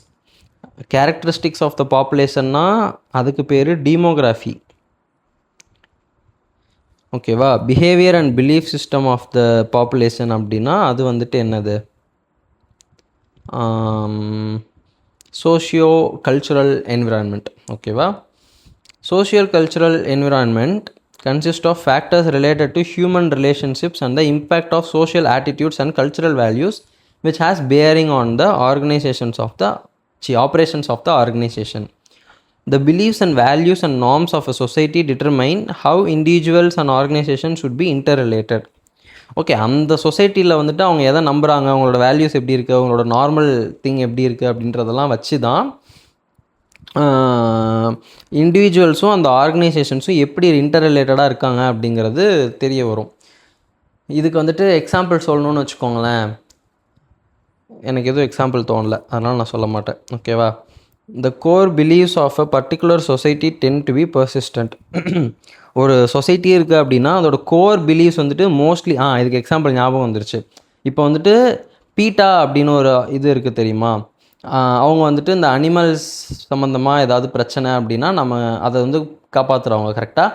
நமக்கு அப்படின்னு சொல்லிட்டு நம்ம சொசைட்டி அப்படின்னு சொல்லிட்டு அதில் ஒரு நார்ம் இருக்குது, நமக்குன்னு ஒரு வேல்யூ இருக்குது, நமக்குன்னு ஒரு பிலீஃப் சிஸ்டம் இருக்குது.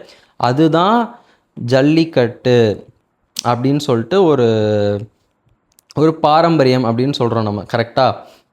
ஒய் வராது இந்த இடத்துல யூ, ஓகேவா? அப்படி அதுதான் ஜல்லிக்கட்டு அப்படின்றது தான் நம்மளோட பிலீஃப் சிஸ்டம், நம்மளோட வேல்யூ, நம்மளோட நார்ம்ஸ். ஆனால் இதை வந்து வேர்ல்டில் வேறு எங்கே போய் அவங்க வந்துட்டு பீட்டா வந்து இதை பற்றி கேஸ் போட்டிருந்தாங்க அப்படின்னாலும் அதை யாரும் கண்டுக்க கூட மாட்டாங்க, நன் ஆஃப் அவர் பிஸ்னஸ்ன்னு நினச்சிட்டு போயிட்டே இருந்திருப்பாங்க. பட் நம்ம சொசைட்டியில் அந்த பிலீஃப்ஸ், வேல்யூஸ் அண்ட் நார்ம்ஸ்லாம் இருக்கிறதுனால we protested against thems and that thing happen கரெக்டாக. அந்த மாதிரி விஷயம்லாம் தான் இந்த பிலீஃப்ஸு, வேல்யூஸ் அண்ட் நார்ம்ஸில் வருது, ஓகேவா? அதுதான் இப்போ இந்த core beliefs of particular society tends to be persistent. நமக்கு வந்து இது எப்போயுமே மாற போகிறதில்ல, மேக்ஸிமம் ஒரே மாதிரி தான் இருக்கும், ஓகேவா? இப்போ இதுதான் வந்துட்டு அவங்க ஃபஸ்ட் லைனில் என்ன சொன்னாங்க அப்படின்னா, இது வந்துட்டு எல்லா என்டர்பிரைஸையும் சிமிலர் மேனரில் அஃபெக்ட் பண்ணும் அப்படின்றாங்க. இப்போ என்ன சொல்கிறது, அது ஒரு குழந்தையாக இருந்தாலும் சரி, ஒரு வயசானவங்களாக இருந்தாலும் சரி, இல்லை ஒரு வீடு வச்சுருக்கவங்களாக இருந்தாலும் சரி, வீடே இல்லாதவங்களாக இருந்தாலும் சரி, ஒரு பணக்காரனாக இருந்தாலும் சரி, ஒரு ஏழையாக இருந்தாலும் சரி, தமிழ்நாட்டில் பிறந்திருக்கான் அப்படின்னா அவனுக்கு தமிழ் மேலே பற்று இருக்கும், ஜல்லிக்கட்டு இந்த மாதிரி பாரம்பரியத்து மேலே அவனுக்கு ஒரு விருப்பம் இருக்கும். ஸோ எந்த என்டர்பிரைஸ் வந்துட்டு நான் இதை பேன் பண்ண போகிறேன்னு சொன்னாலும் அவன் வந்து அதை எதிர்க்க தான் செய்வான் அப்படின்றது இது ஒரு ஜென்ரிக்கான ஒரு திங்காக இருக்குல்ல. ஸோ இப்போ எனக்கு இது எல்லாமே கொஞ்சம் நல்லா புரிய ஆரம்பிக்குது. It is difficult for a business to change these core values which becomes a determinant of its functioning. இது வந்துட்டு ஜஸ்ட் லைக் தட்லாம் நம்ம மாற்ற முடியாது. மேலே பார்த்த டீமோகிராஃபிக் ட்ரெண்ட்ஸை வந்து நம்ம நினச்சா மாற்றலாம். ஒரு பேண்ட்டை கிழிச்சு விட்டு போட்டு விட்டு இதுதான்ப்பா டெர்பி பேண்ட்டு, இது வந்துட்டு ஸ்டைலு மாடர்ன் அப்படின்னு சொல்லி நம்ம மாற்றலாம். ஒரு கோட் சூட்டை வந்துட்டு ஃபாரின்லேருந்து இங்கே இன்ட்ரடியூஸ் பண்ணி இதுதான் வந்து ஸ்டைலு, இதுதான் ப்ரொஃபஷனலிசம் அப்படின்னு சொல்லி இந்தியன்ஸை போட வைக்கலாம். ஆனால் என்றைக்குமே வந்துட்டு இந்த மாதிரி கோர் வேல்யூஸை, இந்த பிலீஃப் சிஸ்டத்தை வந்து மாற்ற முடியாது. ஸோ பிஸ்னஸ் தான் இந்த இடத்துல மாறி போகணும் அப்படின்றத சொல்கிறாங்க, ஓகேவா? This means that businesses have to adjust to social norms and believes to operate successfully. பார்த்தீங்களா, நான் இதான் சொன்னேன். அங்கே என்ன சோஷியல் நார்ம்ஸ் இருக்கோ அதுக்கு பிஸ்னஸ் அட்ஜஸ்ட் ஆகணும், அப்போ தான் சக்ஸஸ்ஃபுல்லாக ஆப்ரேட் பண்ண முடியும்.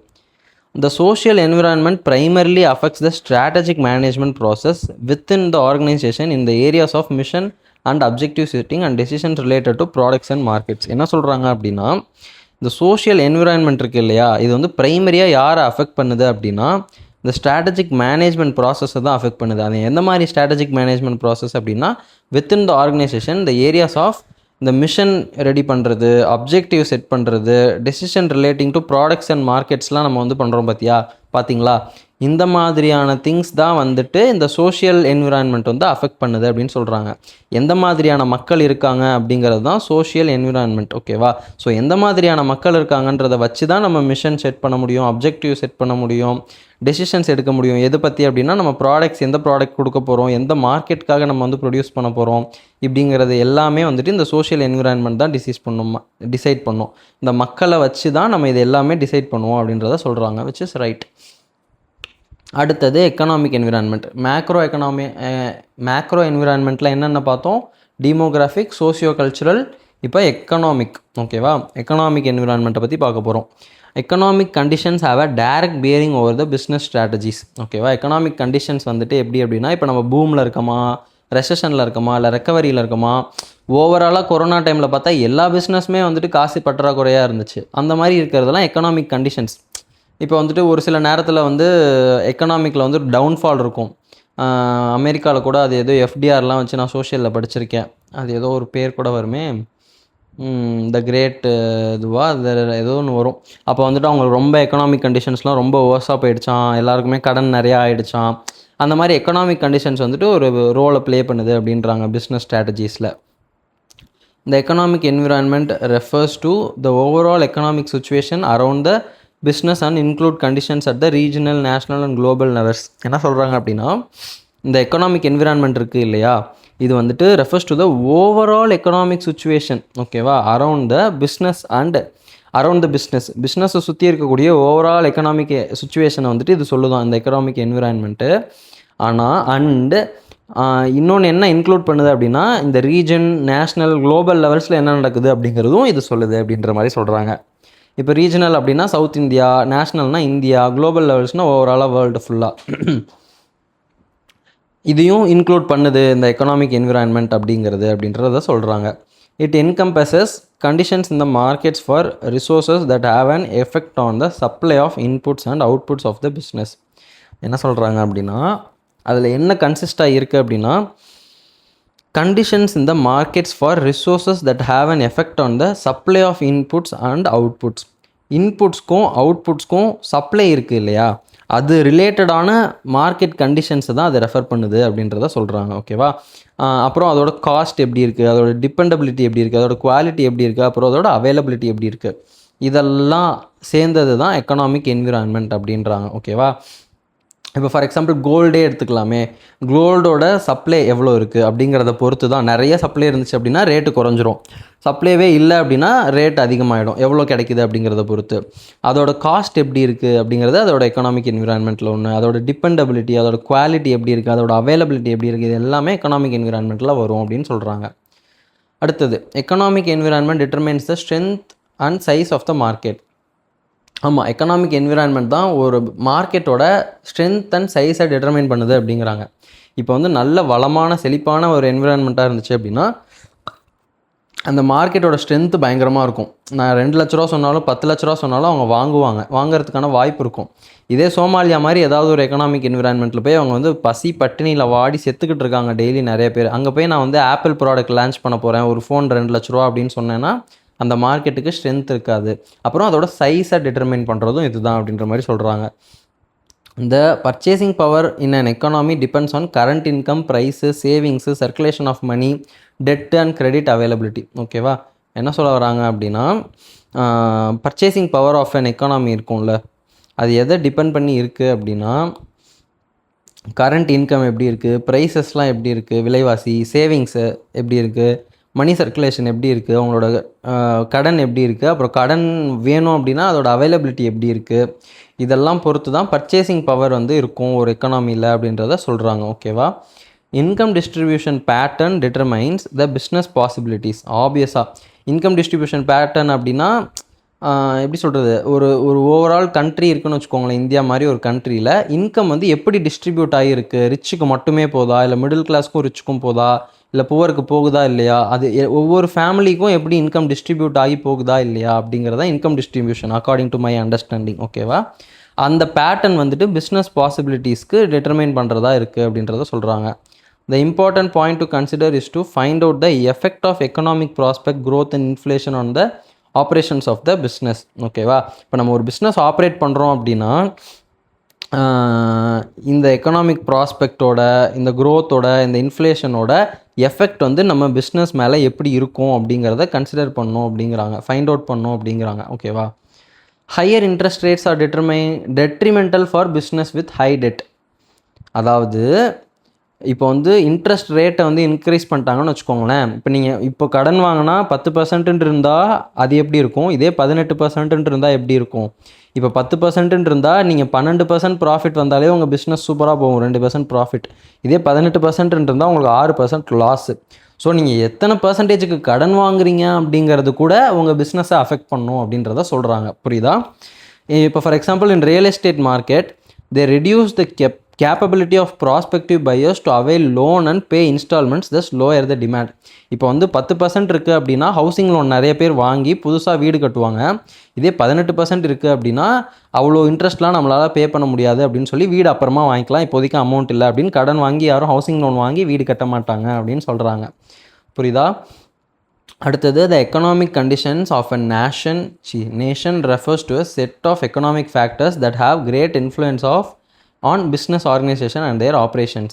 என்ன சொல்கிறாங்க அப்படின்னா, ஒரு நேஷனோட எக்கனாமிக் கண்டிஷன்ஸ் இருக்குது இல்லையா, அது வந்து எதை ரெஃபர் பண்ணுது அப்படின்னா ஒரு செட் ஆஃப் எக்கனாமிக் ஃபேக்டர்ஸை தான் ரெஃபர் பண்ணுதான். அது வந்து எந்த மாதிரி ஃபேக்டர்ஸாக இருக்குது அப்படின்னா பிஸ்னஸ் ஆர்கனைசேஷனுக்கும் அந்த ஆப்ரேஷனுக்கும் ஒரு நல்ல இன்ஃப்ளூயன்ஸ் எல்லாம் இருக்கும். இதை டிபெண்ட் பண்ணி தான் பிஸ்னஸ் ஆர்கனைசேஷன் அண்ட் அவங்களோட ஆப்ரேஷன்ஸ்லாம் இருக்குது அப்படின்ற மாதிரி சொல்கிறாங்க. ஆக மொத்தம் என்ன சொல்கிறாங்க அப்படின்னா, the economic conditions of a nation refer to set of economic factors that have great influence on business organization and their operations. அதாவது பிஸ்னஸ் ஆர்கனைசேஷன் அண்ட் தேர் ஆப்ரேஷன்ஸை வந்துட்டு இன்ஃப்ளூயன்ஸ் பண்ணுற மாதிரி எக்கனாமிக் ஃபேக்டர்ஸ் சில விஷயங்கள் இருக்கும் இல்லையா, அதுதான் economic conditions of a nation அப்படின்னு சொல்கிறாங்க. ஓகேவா.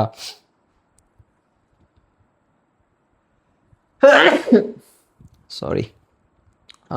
These include gross domestic product ஜிடிபின்னு படிச்சிருப்போம், பர் கேபிட்டா இன்கம் அப்படின்னு படிச்சிருப்போம், மார்க்கெட்ஸ் ஆஃப் கூட்ஸ் அண்ட் சர்வீசஸ்ன்னு படிச்சிருப்போம், availability of capital, foreign exchange reserve, growth of foreign trade, strength of capital markets, interest rates, disposable income, unemployment, inflation etcetera. இதெல்லாம் தான் வந்துட்டு அந்த செட் ஆஃப் எக்கனாமிக் ஃபேக்டர்ஸ். இதெல்லாம் சேர்ந்தால் தான் அது வந்துட்டு economic condition of a nation அப்படின்னு சொல்லலாம். ஓகேவா? இதை வந்து நம்ம economic conditions of a set of economic factors. This includes gross domestic product, per capita income, market, இதெல்லாமே ஃபுல்லாக.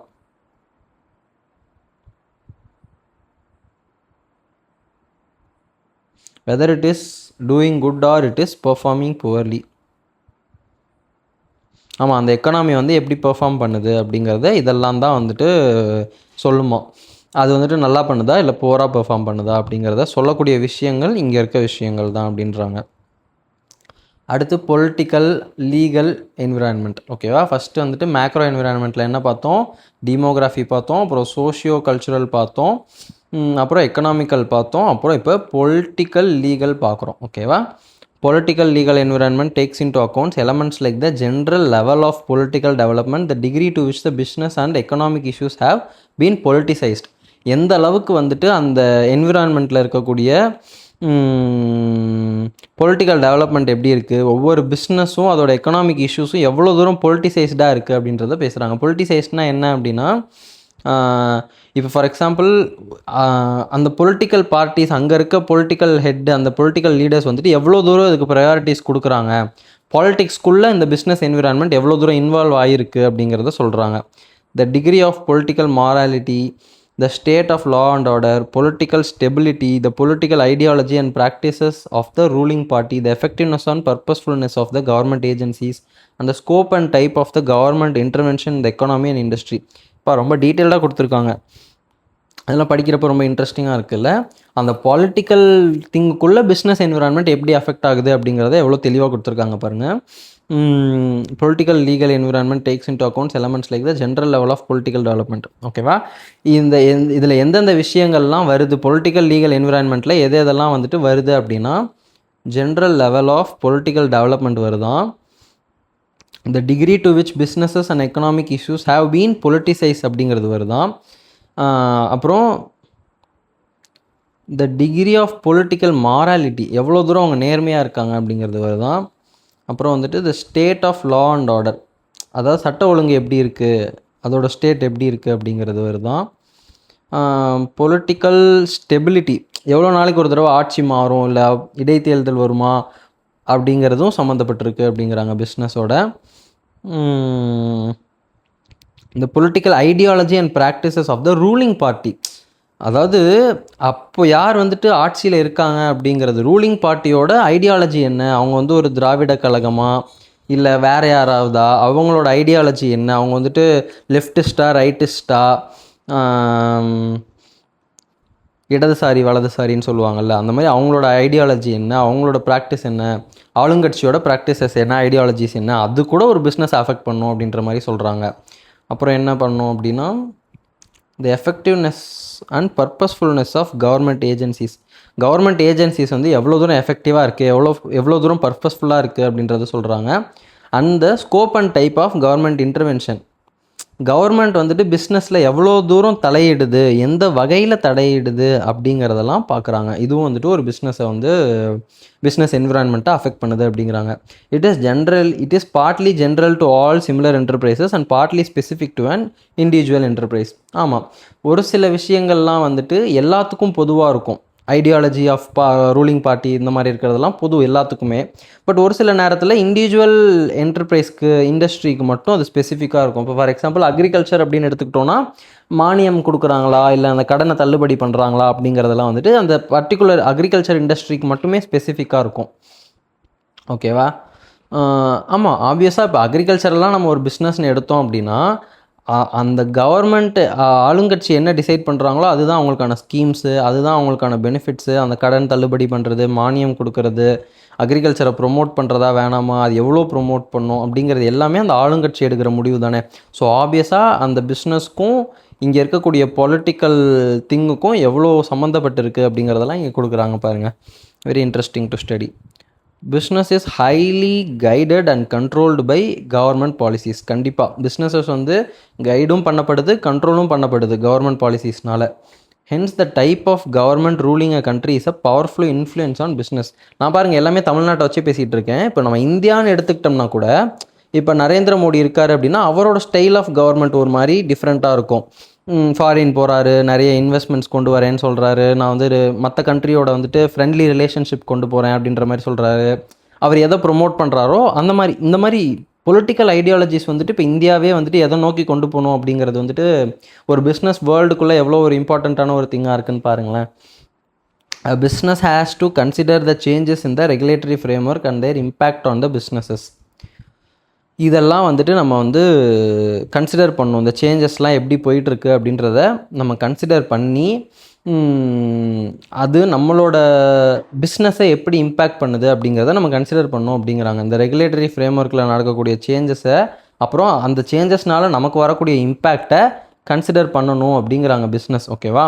Taxes and duties are other critical areas that may be Levitt and affect the business. கண்டிப்பாக நமக்கு வந்து tax and டியூட்டிஸ்னால் அப்படின்னா என்னென்னு நமக்கு தெரியும். இப்போ ஜிஎஸ்டி, ஐடி, இம்போர்ட் டியூட்டி, இந்த மாதிரி இருக்கிறது எல்லாமே வந்துட்டு முக்கியமான ஒரு விஷயங்கள். இப்போ டேக்ஸ் இப்போ ஒரு கம்மி பண்ணுறாங்க அப்படின்னா ஃபாரின்ல இருந்து கூட இங்கே வந்து பிஸ்னஸ் பண்ணுறதுக்கு நிறைய சான்சஸ் இருக்குது. இதே வந்து ஹை டேக்ஸஸ் போடுறாங்க அப்படின்னா நம்ம அந்த ஊரில் அந்த கண்ட்ரியில் பண்ணுறதுக்கு, இப்போ நம்ம ஸ்ரீலங்காலேயோ இல்லை ஒரு சிங்கப்பூர்லேயோ இல்லை பக்கத்தில் இருக்க வேறு ஏதோ ஒரு கண்ட்ரியில் நம்ம அந்த கம்பெனி ஆரம்பிச்சிக்கலாம் அப்படின்னு ஃபாரின் இன்வெஸ்ட்மெண்ட்ஸ்லாம் இங்கே வராமல் போக வாய்ப்பு இருக்குது. ஈவன் இங்கே இருக்கவங்களே கூட நம்ம இங்கே வந்து சம்பாதிக்க வேணாம், நம்ம ஃபாரின் போகலாம், ஆர் இந்த பிஸ்னஸை வந்துட்டு இங்கே பண்ண வேண்டாம், அதாவது ப்ராஃபிட்டபிலிட்டி கம்மியாக இருக்குது, நமக்கு வந்து 18% டேக்ஸை கட்டிட்டு மிச்சம் இருக்கப்போ பார்த்தோம்னா நமக்கு வந்து ப்ராஃபிட்டே இல்லாத மாதிரி இருக்கும். அதே அந்த 18% வந்துட்டு ஒரு 5% மாற்றிட்டாங்க அப்படின்னா பயங்கர ப்ராஃபிட்டாக இருக்க மாதிரி இருக்கும். ஸோ அந்த ஜிஎஸ்டி பர்சன்டேஜ் கூட நமக்கு வந்துட்டு ஒரு பிஸ்னஸ் ப்ராஃபிட்டாக லாஸாக அப்படிங்கிறதுல அவ்வளோ தூரம் இம்பேக்ட்ஃபுல்லாக இருக்குது அப்படின்றத சொல்கிறாங்க. Businesses prefer to operate in a country where there is a sound legal system. நான் சொன்னேன் இல்லையா, எங்கே வந்துட்டு லீகல் சிஸ்டம் கரெக்டாக இருக்கோ அந்த இடத்துல தான் பிஸ்னஸஸ் வந்து ஆப்ரேட் பண்ணுறதை ப்ரிஃபர் பண்ணுவாங்க. இப்போ ஃபார் எக்ஸாம்பிள் சட்ட ஒழுங்கு இங்கே கரெக்டாக இல்லை அப்படின்னா, இப்போ நான் ஆப்பிள் ஷோரூம் நான் இங்கே வச்சு நடத்திக்கிட்டு இருக்கேன், நைட்டாக வந்து எல்லா கும்பலும் சேர்த்து அதை திருடிட்டு போயிட்டாங்க, அதை வந்து நம்ம ஊர் போலீஸால் கண்டே பிடிக்க முடியாது, 10 வருஷம் ஆகும் கேஸ் முடியறதுக்கு அப்படின்னா ஆப்பிள் இங்கே ஷோரூம் ஓப்பன் பண்ணுறதுக்கு ரொம்ப யோசிப்பாங்க. பட் அதே இது ஒரு சவுண்ட் லீகல் சிஸ்டம் இருக்குது, ஏதாவது ஒரு சின்ன ஃபால்ட்னா கூட டக்குன்னு கேஸ் போட்டோம்னா டக்குன்னு சால்வ் பண்ணி கொடுத்துருவாங்க, நமக்கு ரெமெடி கிடச்சிரும், சூப்பரான ஒரு லீகல் சிஸ்டமாக இருக்குது, பர்ஃபெக்டாக ஒர்க் ஆகிட்டுருக்கு அப்படின்னா அந்த இடத்துல வந்து அவங்க இன்வெஸ்ட் பண்ணுறதுக்கு யோசிக்க மாட்டாங்க. That they will prefer that economy, that country. கரெக்டாக? And however in an economy, in any country, businesses must have a good working knowledge of the major laws protecting consumers, competitions and organizations. ஆமாம், அதாவது காம்படிட்டர்ஸ்க்குனே ஒரு லா இருக்குது, அது பேர் டக்குன்னு வர மாட்டேங்குது. ஃபேர் காம்படிஷன் நடக்கணும், யாரும் மொனோபொலியாக இருக்கக்கூடாது, அண்ட் யாரும் ரொம்ப ப்ரைஸை கம்மி பண்ணிடக்கூடாது அப்படிங்கிறதுக்கெலாம் நம்மக்கிட்ட ஒரு ஆக்ட் இருக்குது இந்தியாவில். ஸோ இந்த மாதிரி கன்சியூமர் ரைட்ஸுக்காக ஒரு சில ஆக்ட் இருக்குது. கன்சியூமர் கோர்ட்லலாம் போய் நான் கேஸ் போடுவேன் அப்படின்லாம் சொல்கிறாங்க இல்லையா, அந்த மாதிரி இருக்கிறது. அப்புறம் ஆர்கனைசேஷனுக்கு ப்ரொடெக்ட் பண்ணுற மாதிரியான லாஸ் இருக்குது. இந்த மாதிரி எந்தெந்த லாஸ்லாம் இருக்கோ அதெல்லாம் வந்துட்டு நம்ம பிஸ்னஸஸ் வந்து தெரிஞ்சுக்கணும் அப்படின்ற மாதிரி சொல்கிறாங்க. ஒர்க்கிங் நாலேஜ் இருக்கணும் அதில் அப்படின்றத சொல்கிறாங்க. ஓகேவா? Businesses must understand the relevant laws relating to companies, competition, intellectual property, foreign exchange and labour and so on. இப்போ இன்டெலெக்சுவல் ப்ராப்பர்ட்டினா ஒரு சில இடத்துலலாம் காப்பிரைட்ஸ் போடுவாங்க, அந்த மாதிரி விஷயம்லாம் கூட நம்ம தெரிஞ்சு வச்சுருக்கணும். ஃபாரின் எக்ஸ்சேஞ்ச் ரிலேட்டடாக என்ன லா இருக்குது, லேபர் லாஸ்லாம் இருக்குது. வீக்லி வந்துட்டு 48 ஹவர்ஸோ ஏதோ ஒரு ஹார்ஸ் இருக்கும், அத்தனை மணி நேரம் தான் வேலை வாங்கணும், ஒரு நாளைக்கு 8 ஹவர்ஸ் தான் வேலை வாங்கணும், அதுக்கு மேலே வாங்கினா அப்படி காம்பன்சேட் பண்ணணும், ஓவர் டைம் வேஜஸ் கொடுக்கணும் அப்படின்ற மாதிரி நிறைய லாஸ் இருக்குது. அதெல்லாம் எனக்கு தெரியாது அப்படின்னு நம்ம சொல்லி லாவில் வந்துட்டு எக்ஸம்ஷன் கிளைம் பண்ண முடியாது. Ignorance of a law is not, அதுலேருந்து நம்மளை வந்து ரிலீஸ் பண்ணி விடாது அப்படிங்கிற மாதிரி நம்ம படிச்சிருப்போம். ஸோ அதெல்லாம் தெரிஞ்சிருக்கணும் அப்படின்றத சொல்கிறாங்க. இதெல்லாம் எதில் வருது? Political, legal, environment. So political first பார்த்தோம், அடுத்து இப்போது லாஸ்லாம் வச்சு லீகலை எக்ஸ்பிளைன் பண்ணுறாங்க. ஸோ இது ரெண்டும் ஒரு டேர்ம் இல்லை, அதாவது ஒரே டேர்ம் தான், பட் இதுக்குள்ளே ரெண்டு காம்பனண்ட்ஸ் இருக்குது. ஒன்று பொலிட்டிக்கல் காம்பனண்ட், இன்னொன்று லீகல் காம்பனண்ட். ஓகேவா? இதெல்லாம் பார்த்தாச்சு. Nationalism supports measures aimed at enhancing the position of a country in international business. அதாவது நேஷ்னலிசம் அப்படின்னு சொல்லிட்டு ஒரு கான்செப்ட் இருக்குது. அது என்ன சொல்லுது அப்படின்னா, இன்டர்நேஷ்னல் பிஸ்னஸில் நம்மளோட கண்ட்ரியை வந்து பொசிஷனை என்ஹான்ஸ் பண்ணணும் அப்படிங்கிறத எய்ம் பண்ணியிருக்கு.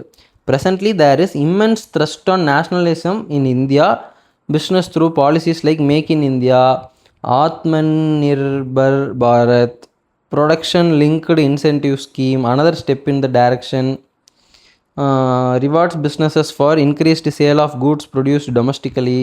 இந்த மாதிரி நிறைய வந்து மேட் இன் இந்தியா, நம்ம இந்தியாவோட பிஸ்னஸ் எக்கனாமியை வந்துட்டு இன்டர்நேஷ்னல் லெவலில் பெருசாக கொண்டு வரணும் அப்படிங்கிற மாதிரி இவ்வளோ ஸ்கீம்ஸ் இப்போ வந்து கொண்டு வந்திருக்காங்க அப்படின்ற மாதிரி சொல்கிறாங்க.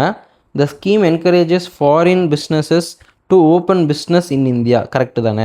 And at the same time incentivises domestic businesses to open or expand their manufacturing facilities, create more jobs and lessen India's reliance on imports. வெளியிலேருந்து நம்ம இம்போர்ட் பண்ணுறதை கம்மி பண்ணி நம்மளே இங்கே வந்து நிறைய ஜாப் ஆப்பர்ச்சுனிட்டிஸ் க்ரியேட் பண்ணி நம்மளே இங்கே மேனுஃபேக்சர் பண்ணுறதெல்லாம் இது ஹெல்ப் பண்ணுது அப்படின்ற மாதிரி சொல்கிறாங்க. இந்த ஓவரால் கான்செப்ட்டுக்கு பேர் என்னன்னு கேட்டாங்கன்னா நேஷ்னலிசம். எக்ஸாம்பிளில் நேஷ்னலிசம்னா என்னன்னு சொல்லி இதை எழுத சொன்னால் கூட ஏதோ கொஞ்சம் கடை எழுதிடலாம். அவங்க என்ன பண்ணுவாங்க, இதை இந்த பேராகிராஃபை ஃபுல்லாக ஒரு கேஸ் ஸ்டடியில் கொடுத்துட்டு இதுக்கு பேர் என்னன்னு கேட்பாங்க எம்சிக்யூவில். ஸோ நமக்கு இது நேஷ்னலிசம் அப்படின்றது தெரிஞ்சிருக்கணும். ஓகேவா? அடுத்தது technological environment. Highly important factor in the present times is technology. ஆமாம், இப்போலாம் வந்துட்டு எல்லாமே டெக்னாலஜியாக மாறிப்போச்சு. ஓகேவா? அந்த மாதிரி டைமில் technology has changed the way people communicate and do things. பொதுவாக நம்ம ஒரு விஷயத்தை எப்படி செய்வோம் அப்படிங்கிறதே வந்துட்டு இந்த டெக்னாலஜி வந்ததுலேருந்து மாறிப்போச்சு.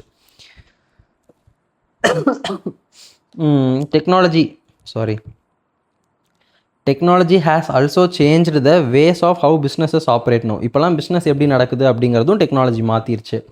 டெக்னாலஜி அண்ட் என்னாச்சு, ஆப்பிள் பென்சில் வேலை செய்ய மாட்டேங்குது. வேலை செய்யுது.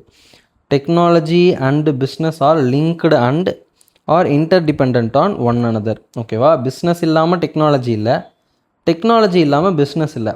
இப்போ ஃபார் எக்ஸாம்பிள் எந்த ஒரு டெக்னாலஜி வேணால் எடுத்துக்கோங்களேன், அது வந்துட்டு some business have to provide for us. இப்போ ஒரு ஐடின்னே எடுத்துக்கலாமே, இன்ஃபர்மேஷன் டெக்னாலஜி. அது அப்படின்னா இப்போ அதுக்காக படிச்சுட்டு இப்போ இன்ஃபோசிஸ்ஸு, டிசிஎஸ் இந்த மாதிரி ஒரு பிஸ்னஸ் தான் அதை வந்து நமக்கு டெக்னாலஜியை ப்ரொவைட் பண்ணுது. அதே மாதிரி எந்த பிஸ்னஸாக இருந்தாலும் அதில் டெக்னாலஜி வேணும். இப்போ எந்த பிஸ்னஸ் எடுத்துக்கிட்டோம்னாலும்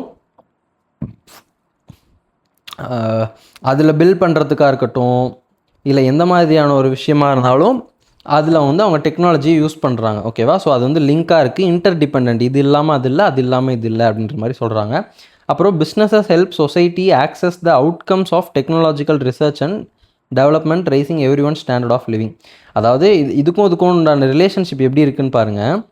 பிஸ்னஸ் தான் வந்து ஒரு சொசைட்டிக்கு டெக்னாலஜிக்கல் ரிசர்ச் அண்ட் டெவலப்மெண்ட்டோட அவுட்கம்ஸை ஆக்சஸ் பண்ணுறதுக்கு ஹெல்ப் பண்ணுது அப்படின்ற மாதிரி சொல்கிறாங்க. அதனால் மொத்தமாக என்ன ஆகுது, எல்லாரோட ஸ்டாண்டர்ட் ஆஃப் லிவிங்கும் இதில் வந்துட்டு டெவலப் ஆகுது அப்படின்றாங்க. இதை நான் வந்து கிளியராக சொல்கிறேன். இந்த பாயிண்ட் எனக்கு ரொம்ப பிடிச்சிருக்கு. அதாவது பிஸ்னஸ் ஹெல்ப் சொசைட்டி, அதாவது இது பிஸ்னஸ். ஓகேவா? இது டெக்னாலஜி, அதாவது டெக்னாலஜிக்கல் ரிசர்ச் அண்ட் டெவலப்மெண்ட்டுன்னு வச்சுக்கலாமே, ஆர்என்டி பண்ணுறாங்க. இப்போது இந்த டெக்னாலஜியில் ரிசர்ச் அண்ட் டெவலப்மெண்ட் பண்ணுறாங்க, இதுதான் சொசைட்டின்னு வச்சுக்கோங்க. ஓகேவா? இதெல்லாம் நம்ம மக்கள் வாழ்ந்துக்கிட்டு இருக்காங்க இங்கே. இப்போ ஃபார் எக்ஸாம்பிள் ஒரு பெரிய ஒரு மல்டிநேஷ்னல் கார்ப்பரேஷன் எம்என்சி வந்துட்டு ஒரு டெக்னாலஜியில் ரிசர்ச் பண்ணுறாங்க. அவங்க crores and crores of rupees போட்டு அவங்க வந்துட்டு ஒரு ரிசர்ச் பண்ணுறாங்க. ஓகேவா?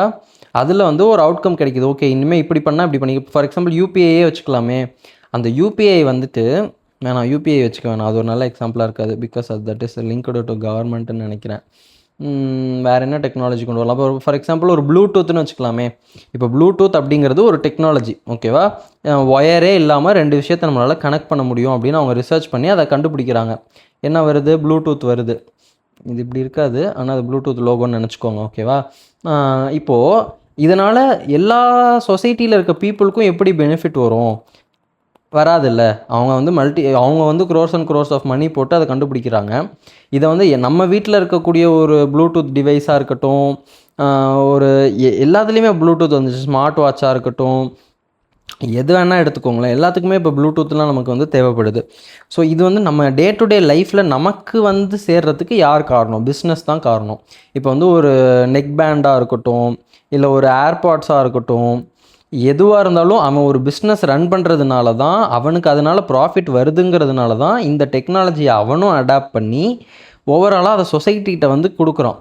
இல்லை இந்த பிஸ்னஸ்னே ஒன்று இல்லை அப்படின்னா இந்த டெக்னாலஜியை வந்து எப்படி யூஸ் பண்ணுவாங்க? இது யார் வந்து எல்லாத்துக்கிட்டையும் வந்து சேர்ப்பா? இப்போ நான் தான் யூஸ் பண்ணுறேன், இல்லை நான் தான் இதை கண்டுபிடிக்கிறேன் அப்படின்னா நான் எனக்கு மட்டும் தான் யூஸ் பண்ண முடியும். நான் வந்து உன்கிட்ட கொடுக்குறதுல எனக்கு என்ன லாபம் இருக்குது? அப்படி நான் வந்து கொடுத்ததில் லாபம் அடையிறேன்னா அதுக்கும் பேர் பிஸ்னஸ் தான். ஸோ பிஸ்னஸ் இல்லாமல் டெக்னாலஜி வந்துட்டு எல்லாருக்குமானதாக கிடைக்காது. அது வந்து யார் கண்டுபிடிக்கிறாங்களோ அவங்களே தான் வச்சுக்குவாங்க. அதை எல்லாருக்குமானதாக மாற்றுறது வந்து பிஸ்னஸ் தான் அப்படின்றத சொல்கிறாங்க. இப்போ இந்த லைனை படிக்கிறேன், it will make more sense. Business helps society access the outcomes of technological research and developments. ஓகேவா? நம்ம டெக்னாலஜிக்கல் ரிசர்ச் அண்ட் டெவலப்மெண்ட் பண்ணி அதில் ஒரு அவுட்கம் வருதுல்ல, அதை சொசைட்டியில் இருக்க எல்லாரும் ஆக்சஸ் பண்ணுறதுக்கு பிஸ்னஸ் தான் ஹெல்ப் பண்ணுது அப்படிங்கிறாங்க. தேர்ஃபோர் எல்லாரோட ஸ்டாண்டர்ட் ஆஃப் லிவிங்கும் இம்ப்ரூவ் ஆகுது அப்படிங்கிறாங்க. I like that point. As a result business leverage the technology. அதனால் என்ன ஆகுது? பிஸ்னஸ் வந்துட்டு டெக்னாலஜிக்கு ஹெல்ப் பண்ணுது. கரெக்டாக? அதாவது ஹெல்ப் பண்ணுதுங்கிறத விட லெவரேஜ் பண்ணுது. டெக்னாலஜி தனியாக இருக்கிறத விட பிஸ்னஸும் டெக்னாலஜியும் ஒரு எக்கானமியில் நல்லா இருந்துச்சு அப்படின்னா இது வந்துட்டு இதோட பலன் வந்துட்டு இன்க்ரீஸ்டாக இருக்கும் அப்படின்னு சொல்கிறாங்க. வெறுமனே டெக்னாலஜி மட்டும் இருந்தால் எப்படி இருக்குமோ அதை விட பிஸ்னஸும் டெக்னாலஜியும் இருக்க இடத்துல இதோட எஃபெக்ட் வந்து இன்க்ரீஸ்டாக இருக்கும் அப்படின்றத சொல்கிறாங்க. ஓகேவா? Businesses use new discoveries to adapt themself for the advancement of society. இப்போ வந்துட்டு நான் ஃபஸ்ட்டே சொன்ன எக்ஸாம்பிளில் ஆல்ரெடி ஒரு விஷயத்தை கண்டுபிடிச்சிட்டாங்க, டிஸ்கவர் பண்ணிட்டாங்க, அதை சொசைட்டிக்கு எடுத்துகிட்டு வரதுக்கு பிஸ்னஸ் தேவைப்படுதுன்னு சொன்னேன். ஆனால் இன்னொரு உண்மை என்ன அப்படின்னா, நம்ம பிஸ்னஸை ஒழுங்காக ரன் பண்ணணும், அதுக்காக எதையாவது ஒன்று புதுசாக கண்டுபிடிப்போனே நிறைய விஷயத்தை புதுசாக கண்டுபிடிக்கிறாங்க. கரெக்டாக? Technology has impacted on how businesses R conducted. ஆமாம், டெக்னாலஜி தான் வந்துட்டு பிஸ்னஸ் எப்படி கண்டக்ட் பண்ணப்படுது அப்படிங்கிறத இப்போ இம்பேக்ட் பண்ணியிருக்கு. With use of technology many organisation are able to reduce paper work, schedule payments more efficiently, are able to coordinate inventories efficiently and effectively. ஆமாம், இதெல்லாம் வந்துட்டு டெக்னாலஜி வந்ததுனால நமக்கு இருக்கக்கூடிய uses. These helps to reduce cost of companies. ஆமாம், cost கம்மியாகும். Shrink time save ஆகும், distance கம்மியாகும். இதெல்லாம் என்ன பண்ணும்? ஒரு காம்படிட்டிவ் அட்வான்டேஜாக வந்து நிற்கும் கம்பெனிக்கு. Changes in technology have an effect on how a business runs its operations. The technological advancements might require a business to drastically alter its operation, production and marketing strategies. ஒரே ஒரு நிமிஷம் கைஸ், தொண்டை கரக்கரங்குது, தண்ணி குடிச்சுக்கிறேன்.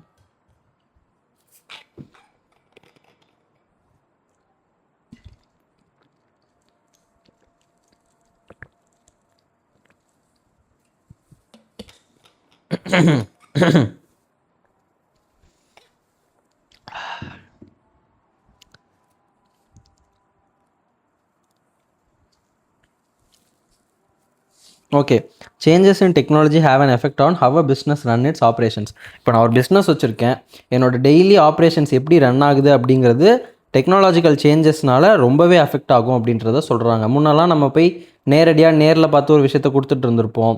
இப்போ வந்து அதுக்கு ஒரு தனியாக ஒரு பிஸ்னஸே வரும். இப்போ ஷேடோ ஃபாக்ஸாக ஏதோ ஒரு பிஸ்னஸ் பேர் என்னன்னு சரியாக தெரில. அது வந்துட்டு இப்போ அமேசான் இந்த மாதிரியான இவங்களை விட்டுருவாங்க. ஜென்ரலாக வந்துட்டு டெலிவரி ஏஜென்சிஸ்னே தனியாக இருக்காங்க.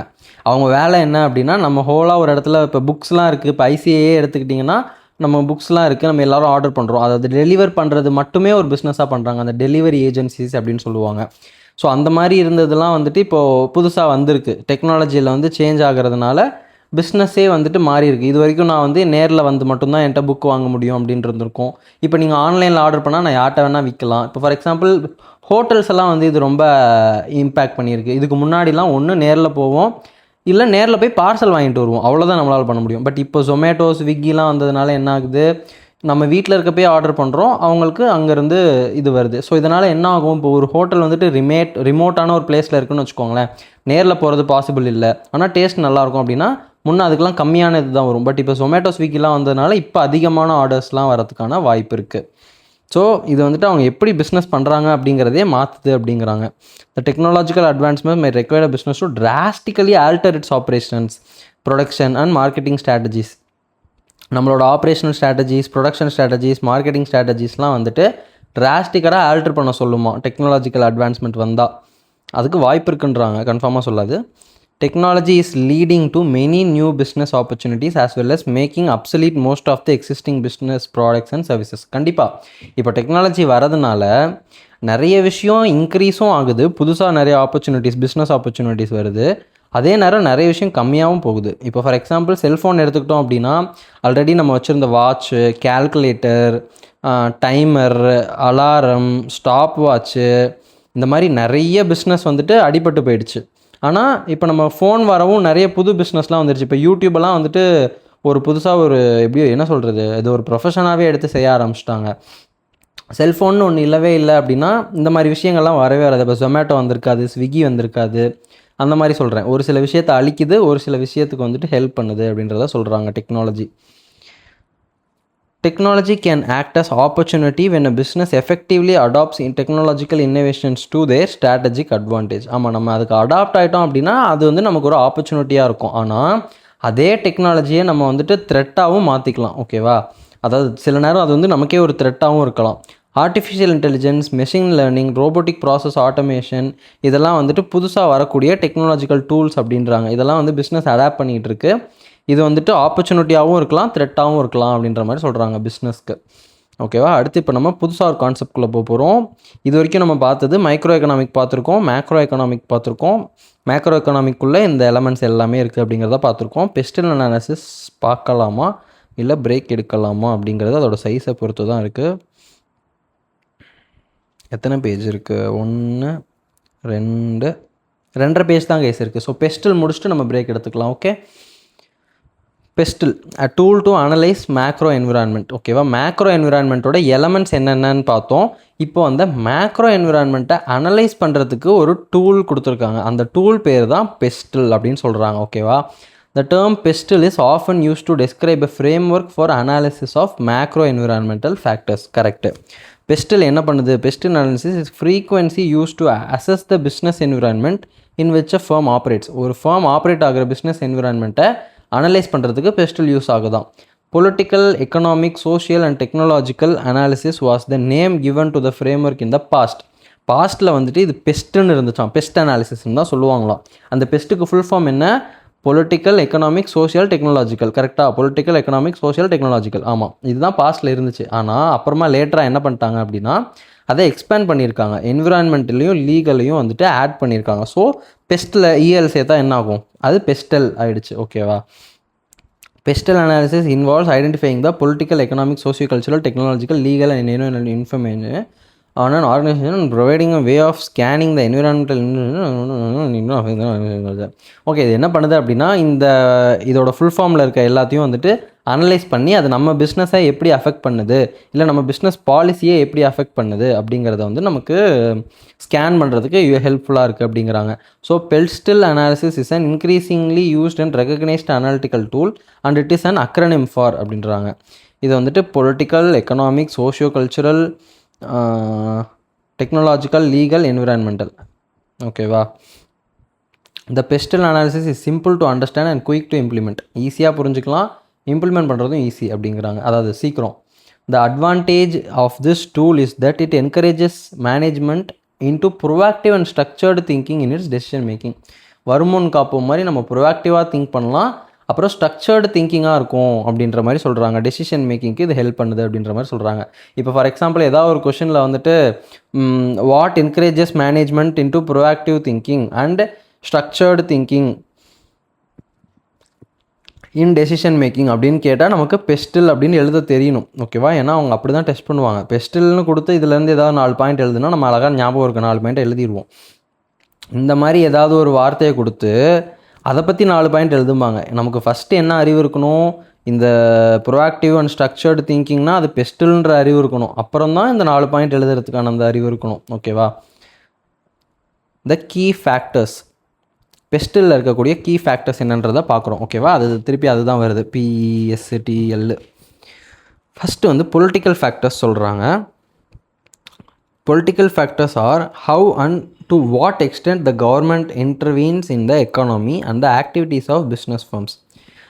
கவர்மெண்ட் வந்து எந்த அளவுக்கு வந்துட்டு நம்ம பிஸ்னஸோட தலையிடுது அப்படின்றத பார்க்கணும் அப்படிங்கிறாங்க. ஓகேவா? அப்புறம் political factors may also influence goods and services which the governments wants to provide to or provide or be provided and those the government does not want to be provided. ஆமாம், இப்போ ஃபார் எக்ஸாம்பிள் ஒரு விஷயம் வந்து கவர்மெண்ட்டுக்கு பிடிச்சிருக்கு அப்படின்னா அதுக்கு வந்து இன்சென்டிவ்ஸ் கொடுப்பாங்க, அதை என்கரேஜ் பண்ணுவாங்க, அந்த பிஸ்னஸ்க்கு வந்துட்டு கம்மியாக டேக்ஸ் போடுவாங்க.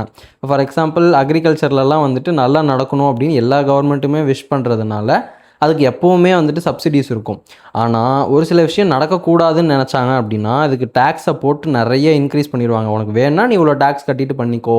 இப்போ ஃபார் எக்ஸாம்பிள் பாரு இந்த மாதிரி ப்ரைவேட்டாக பண்ணுறதுக்கு எல்லாத்துக்குமே வந்துட்டு ஹை டேக்ஸஸ் போடுவாங்க. ஓகேவா?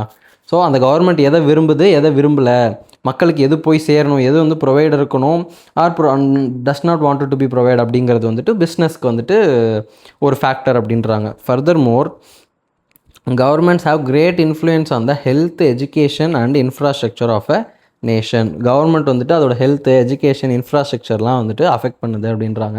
இதுக்கும் நமக்கும் என்ன சம்மந்தம் அப்படின்னு கேட்டால், பிஸ்னஸ் ரன் ஆகிறதுக்கும் இந்த health, education, infrastructure of a நேஷனுக்கும் நிறைய சம்மந்தம் இருக்குது. இப்போ ஃபார் எக்ஸாம்பிள் இன்ஃப்ராஸ்ட்ரக்சர் இருந்தால் தான் நிறைய விஷயத்தில் பிஸ்னஸ் பண்ணவே முடியும். அதே மாதிரி தான் ஹெல்த் அண்ட் எஜுகேஷன். படித்தவனாக இருந்தால் தான் ஒழுங்காக அந்த வேலையை செய்வான். முக்கால்வாசி பேர் படிக்காமலே இருந்தால் அப்படின்னா நம்ம ஒவ்வொருத்தனுக்கும் சொல்லிக் கொடுத்து வேலை வாங்கணும். அப்புறம் ஹெல்த் நல்லா இருக்கிறது இதுவும் ஜென்ரலாக மாதத்தில் 30 நாளில் 10 நாள் லீவ் போட்டு ஹெல்த் இஷ்யூஸ் இருந்துச்சு அப்படின்னா பிஸ்னஸ் ஒழுங்காக ரன் ஆகாது. Economic factors have major impacts on how businesses operate and take decisions. ஓகேவா? அடுத்து எக்கனாமிக் ஃபேக்டர்ஸ் வந்துட்டு பிஸ்னஸ் எப்படி ஆப்ரேட் ஆகுது, எப்படி டெசிஷன் எடுக்குது அப்படிங்கிறதுல மேஜர் இம்பேக்ட் இருக்கும் அப்படின்றாங்க. எக்ஸாம்பிள் என்ன சொல்கிறாங்க அப்படின்னா, interest rate affecting the firms cost of capital and therefore to what extent business grows and expands. Interest rates எவ்வளோக்கு கடன் கொடுக்குறாங்க அப்படிங்கிறது வந்துட்டு ஃபர்மோட காஸ்ட் ஆஃப் கேபிட்டல் அஃபெக்ட் பண்ணும். அது என்ன ஆகும், இன் ரிட்டர்ன் என்ன ஆகும்னா அந்த பிஸ்னஸ் எவ்வளோ க்ரோத் எக்ஸ்பேண்ட் ஆகுது அப்படிங்கிறத அஃபெக்ட் பண்ணும் அப்படின்னு சொல்கிறாங்க. Exchange rates affect the cost of exporting goods and the supply of price of imported goods in economy. Exchange rates வந்துட்டு இப்போ அமெரிக்கன் டாலர் வந்துட்டு 100 rupees பர் இந்தியன் ருப்பி அப்படின்ற மாதிரி இருந்துச்சு அப்படின்னா அதில் இருக்கிறதுக்கும் இப்போ வந்துட்டு 1 rupee = $1 அப்படின்னு இருந்துச்சுன்னா அதுக்கும் எவ்வளவோ டிஃப்ரென்ஸ் இருக்குது. ஸோ அந்த எஃபெக்ட் இருக்கும் அப்படின்றாங்க பிஸ்னஸில். The money supply, inflation, credit flow, per capita income, growth rates have a bearing on the business decisions. ஆமாம், இந்த ஃபேக்டர்ஸ்லாம் வந்துட்டு பிஸ்னஸ் கன்சிடர் பண்ணிவிட்டு அப்புறமா தான் நம்ம டெசிஷன்ஸ் எடுக்க முடியும். Social factors affect the demand for a company's product and how that company operates. Okay, இது ரொம்ப சிம்பிளாக இருக்குது. சோஷியல் ஃபேக்டர்ஸ் வந்துட்டு அந்த கம்பெனியோட ப்ராடக்ட்ஸ்க்கான டிமாண்ட் எப்படி இருக்குது, அந்த கம்பெனி எப்படி ஆப்ரேட் பண்ணுது அப்படிங்கிறதெல்லாம் அஃபெக்ட் பண்ணுமோ. அடுத்தது வந்து டெக்னாலஜிக்கல் ஃபேக்டர்ஸ். இது வந்துட்டு பேரியர்ஸ் டு என்ட்ரியாக இருக்கும். ஓகேவா? அதாவது டிட்டர்மைன் பேரியர்ஸ் டு என்ட்ரி. ஓகேவா? என்ட்ரி ஆக விடாமல் இருக்க பேரியர்ஸை இது டிட்டர்மைன் பண்ணுது. Minimum efficient production level. Okay, இதையும் டிட்டர்மைன் பண்ணுது. Determines what are all the things that are determined by technological factors, barriers to entry, minimum efficient production level and influence outsourcing decisions. ஓகேவா? Okay, இது ரெண்டுத்தையும் determine பண்ணுது, இதை influence பண்ணுது. Outsourcing டெசிஷன்ஸை influence பண்ணுது. Barriers to என்ட்ரியும் minimum efficient ப்ரொடக்ஷனையும் வந்துட்டு இது டிட்டர்மைன் பண்ணுது. பேரியர் டு என்ட்ரி அப்படின்னா உள்ளே வராமல் தடுக்கிறதுக்கு, அந்த இண்டஸ்ட்ரிக்குள்ளே அந்த பிஸ்னஸ்க்குள்ளே வராமல் தடுக்கிற மாதிரி ஏதாவது இருக்கா அப்படிங்கிறதையும். மினிமம் எஃபிஷியன்ட் ப்ரொடக்ஷன் லெவல் அப்படின்னா இப்போ ஃபார் எக்ஸாம்பிள் நான் வந்து ஒரு என்ன பிஸ்னஸ் பண்ணுறேன், இப்போ ரஃப் நோட் நான் வந்துட்டு புதுசாக வந்து ஒரு கம்பெனி ஆரம்பிக்கிறேன் அப்படின்னா நான் போய் ஹோலாக பண்ணுற மாதிரி இருக்கும், நிறைய பெரிய ஃபேக்ட்ரி கட்டுற மாதிரி இருக்கும், அதிலலாம் வந்துட்டு நிறைய இன்வெஸ்ட் பண்ணுற மாதிரி இருக்கும். ஸோ மினிமம் ஒரு வருஷத்துக்கு நான் ஒரு 10,000 ரஃப் நோட்டாவது செஞ்சு விற்றேன் அப்படின்னா தான் எனக்கு வந்து ப்ராஃபிட் வரும் அப்படிங்கிற மாதிரி இருக்கும். இதே வேறு ஒரு கண்ட்ரியில் டெக்னாலஜி நல்லா இருந்து நான் அந்த இடத்துல வந்துட்டு 1000 ரஃப் நோட் விற்றாலே எனக்கு ப்ராஃபிட் வர மாதிரி இருக்குது அப்படின்னா அந்த டிஃப்ரென்ஸ் இருக்கும்ல. அதுதான் மினிமம் நான் எவ்வளோ வந்துட்டு ப்ரொடக்ஷன் பண்ணால் எனக்கு எஃபிஷியண்ட்டாக இருக்கும் அப்படிங்கிற ஒரு லெவல். இது ரெண்டுத்தையும் டிட்டர்மைன் பண்ணு தான். அப்புறம் அவுட் சோர்சிங் டெசிஷன்ஸ், நம்மளே ஒரு வேலையை செய்யலாமா இல்லை அந்த வேலையை வெளியே கொடுத்து செஞ்சுக்கலாமா அப்படிங்கிற டெசிஷன்ஸை இன்ஃப்ளூயன்ஸ் பண்ணுதான். அப்புறம் என்ன பண்ணுதான், affect cost, quality and lead to innovation அப்படின்றதெல்லாம் சொல்கிறாங்க. இதெல்லாம் அது வந்து அஃபெக்ட் பண்ணுமா. அடுத்தது லீகல் ஃபேக்டர்ஸ் என்னென்னா, affect how a company operates, its cost and the demand for its products, ease of business. Okay, legal ஃபேக்டர்ஸ்லாம் நம்ம அங்கேயே நிறைய படிச்சிட்டோம். இங்கே வந்துட்டு சும்மா லைனில் கொடுத்துருக்காங்க. ஓகேவா? என்விரான்மெண்டல் ஃபேக்டர்ஸ் என்ன அப்படின்னா, affect business industries such as tourism, farming, insurance, இதெல்லாம் வந்துட்டு அஃபெக்ட் பண்ணுது அப்படின்றத சொல்கிறாங்க. என்விரான்மெண்டல் ஃபேக்டர்ஸ் எப்படி இருக்குன்றதை பொறுத்து தான். இப்போ நம்மள்ட்ட வந்து மலை, பாலைவனம் எல்லாமே சூப்பராக இருக்குது அப்படின்னா அது வந்து டூரிசம்லாம் இம்ப்ரூவ் பண்ணும். ஃபார்மிங்க்கும் அப்படி தான், எந்த மாதிரியான மண் இருக்குது அப்படிங்கிறத பார்க்கணும். அப்புறம் இன்சூரன்ஸ்லாம் வந்துட்டு அடிக்கடி லேண்ட்ஸ்லைடு வருது. இப்போ ஜப்பான்லாம் பார்த்தோம்னா அடிக்கடி சுனாமி வரும், இல்லை நிலநடுக்கம் வரும். அந்த மாதிரி டைமில் இன்சூரன்ஸ் நிறையா போடுவாங்க. இப்போ ஒரு இடத்துல வந்து இந்த மாதிரி எதுவுமே நடக்கிறதில்ல, ஆக்சிடெண்ட்டே நடக்கிறதில்ல, அதாவது டிசாஸ்டர், நேச்சுரல் கெலாமிட்டிஸ் எதுவுமே நடக்கிறதில்ல அப்படின்னா அதுக்கெலாம் இன்சூரன்ஸ் கம்மியாக தான் போகும். ஸோ இதெல்லாம் என்விரான்மெண்டல் ஃபேக்டர்ஸ் தானே. growing awareness to climate change is affecting how companies operate and the products they offer. It is both creating new markets and diminishing or destroying existing ones. Climatic சேஞ்சை வச்சு நம்ம வந்து இப்போ ரொம்ப aware ஆகிட்டே வரோம். ஓகேவா, வானிலை அறிக்கையெல்லாம் வந்துட்டு ரொம்ப டெக்னாலஜிக்கலாக வந்துருச்சு, அக்யூரேட்டாக வர ஆரம்பிச்சிருச்சு. இது வந்துட்டு கம்பெனிஸை ரொம்பவே அஃபெக்ட் பண்ணுது அப்படின்றத சொல்கிறாங்க. அப்புறம் அவங்க எந்த மாதிரியான ப்ராடக்ட் ஆஃபர் பண்ணுறாங்க அப்படிங்கிறதையும் அதை அஃபெக்ட் பண்ணுதுன்னு சொல்கிறாங்க. இது வந்துட்டு ஒரு சில நியூ மார்க்கெட்டை க்ரியேட்டும் பண்ணுது, ஆல்ரெடி இருக்கிறத டெஸ்ட்ராயும் பண்ணுது அப்படின்றத சொல்கிறாங்க. On the basis of these, it should be possible to identify a number of key environmental influences which are in effect the drivers of change. ஓகேவா, இதெல்லாம் வச்சு தான், இந்த என்விரான்மெண்டல் இன்ஃப்ளூயன்சஸ்லாம் வச்சு தான் வந்துட்டு சேஞ்சே நடக்குது அப்படின்றத சொல்கிறாங்க. These are the factors that require to be considered in making meaningful decisions. இந்த ஃபேக்டர்ஸ் தான் நம்ம வந்துட்டு டெசிஷன் எடுக்கிறதுக்கு முன்னாடி கன்சிடர் பண்ணணும் அப்படிங்கிறாங்க. Take a look at the table below. இப்போ இதெல்லாம் வந்துட்டு எக்ஸாம்பிள்ஸ். ஓகேவா, இப்போ நம்ம இதில் எதை வேணால் கொடுத்து நம்மளை வந்து டிஃப்ரென்ஷியேட் பண்ண சொல்லலாம். ஆர் இப்போ எக்கனாமிக் ஃபேக்டர்ஸ்ன்னு சொல்லிட்டு ஒரு 4 பாயிண்ட் எழுதுன்னு சொல்லலாம். ஸோ இது எல்லாமே நமக்கு தெரிஞ்சிருக்கணும். இப்போ பொலிட்டிக்கல் அப்படின்னு பார்த்தோம் அப்படின்னா political stability, political principles and ideology. இதெல்லாம் நம்ம அங்கே ஹைலைட் பண்ணோம் இல்லையா, அந்த பேராகிராஃபில் இருக்கக்கூடிய கீ திங்ஸை மட்டும் இங்கே கொடுத்துருக்காங்கன்னு நினைக்கிறேன். Current and future taxation policy, regulatory bodies and processes, government policies, government term and change, thrust areas of political leaders. அடுத்து economy situation and trends, market rate cycle, specific industry factors, customer end user drivers, interest and exchange rates, inflation and unemployment, strength of consumer spending. அடுத்து சோஷியலில் பார்த்தோம்னா lifestyle trend, demography, consumer attitudes and opinions, brand, company technology image, consumer buying patterns, ethnic religious factors, media views and perception. Media views and பெர்செப்ஷன்லாம் வந்து சோஷியலில் வருது guys. டெக்னாலஜினா replacement, technology solutions, maturity of technology, manufacturing maturity and capacity, innovation potential, technological access, licensing, patents, property rights and copyrights. லீகலில் என்ன சொல்கிறாங்க அப்படின்னா business and corporate law, employment law, competition law, health and safety law, international treaty and law, regional legislation. Okay, regional legislation எதில் வருதுன்னு கேட்டால் legal அப்படின்னு சொல்ல தெரியணும். அடுத்தது ecological environmental issues, environmental hazards, environmental legislation, energy consumption, waste disposal. Ecological or என்விரான்மெண்டல்னு வருது, அப்புறம் என்விரான்மெண்டல்னு வருது. அது இல்லாமல் எனர்ஜி கன்சம்ஷன் அண்டு வேஸ்ட் டிஸ்போசல்லாம் என்விரான்மெண்ட்டில் வருது. ஓகேவா, இதில் ஏதாவது குழப்புற மாதிரி இருக்கா? எது பொலிட்டிக்கல் எது லீகல்னு நமக்கு தெரியணும். இப்போ ரீஜனல் லெஜிஸ்லேஷன்னா அது பொலிட்டிக்கலாக லீகலான்னு கன்ஃபியூஸ் ஆகும். அது வந்துட்டு லெஜிஸ்லேஷன் எல் ஃபார் எல்னு வேணால் ஞாபகம் வச்சுக்கலாம். ஓகேவா, பொலிட்டிக்கலில் வந்துட்டு வேறு ஏதாவது legal, regulatory bodies and processes அப்படின்றது வந்து லீகலாக பொலிட்டிக்கலாக நமக்கு டவுட் வரும். ரெகுலேட்டரி பாடிஸ் அண்ட் ப்ராசஸுங்கிறப்ப பொலிட்டிக்கலில் தான் வருது அப்படின்றத சொல்கிறாங்க. வேறு என்ன அந்த மாதிரி இருக்குது?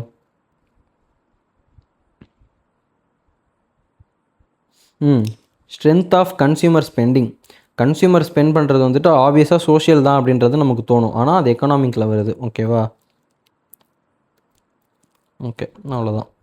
இதெல்லாம் ப்ராக்டிஸ் பண்ணுறப்ப ChatGPT கொடுத்து எனக்கு குழப்பி கேள்வி கேளு, நான் பதில் சொல்கிறேன்னு சொன்னோம்னா அது நமக்கு ஈஸியாக கேள்வி கேட்கும்.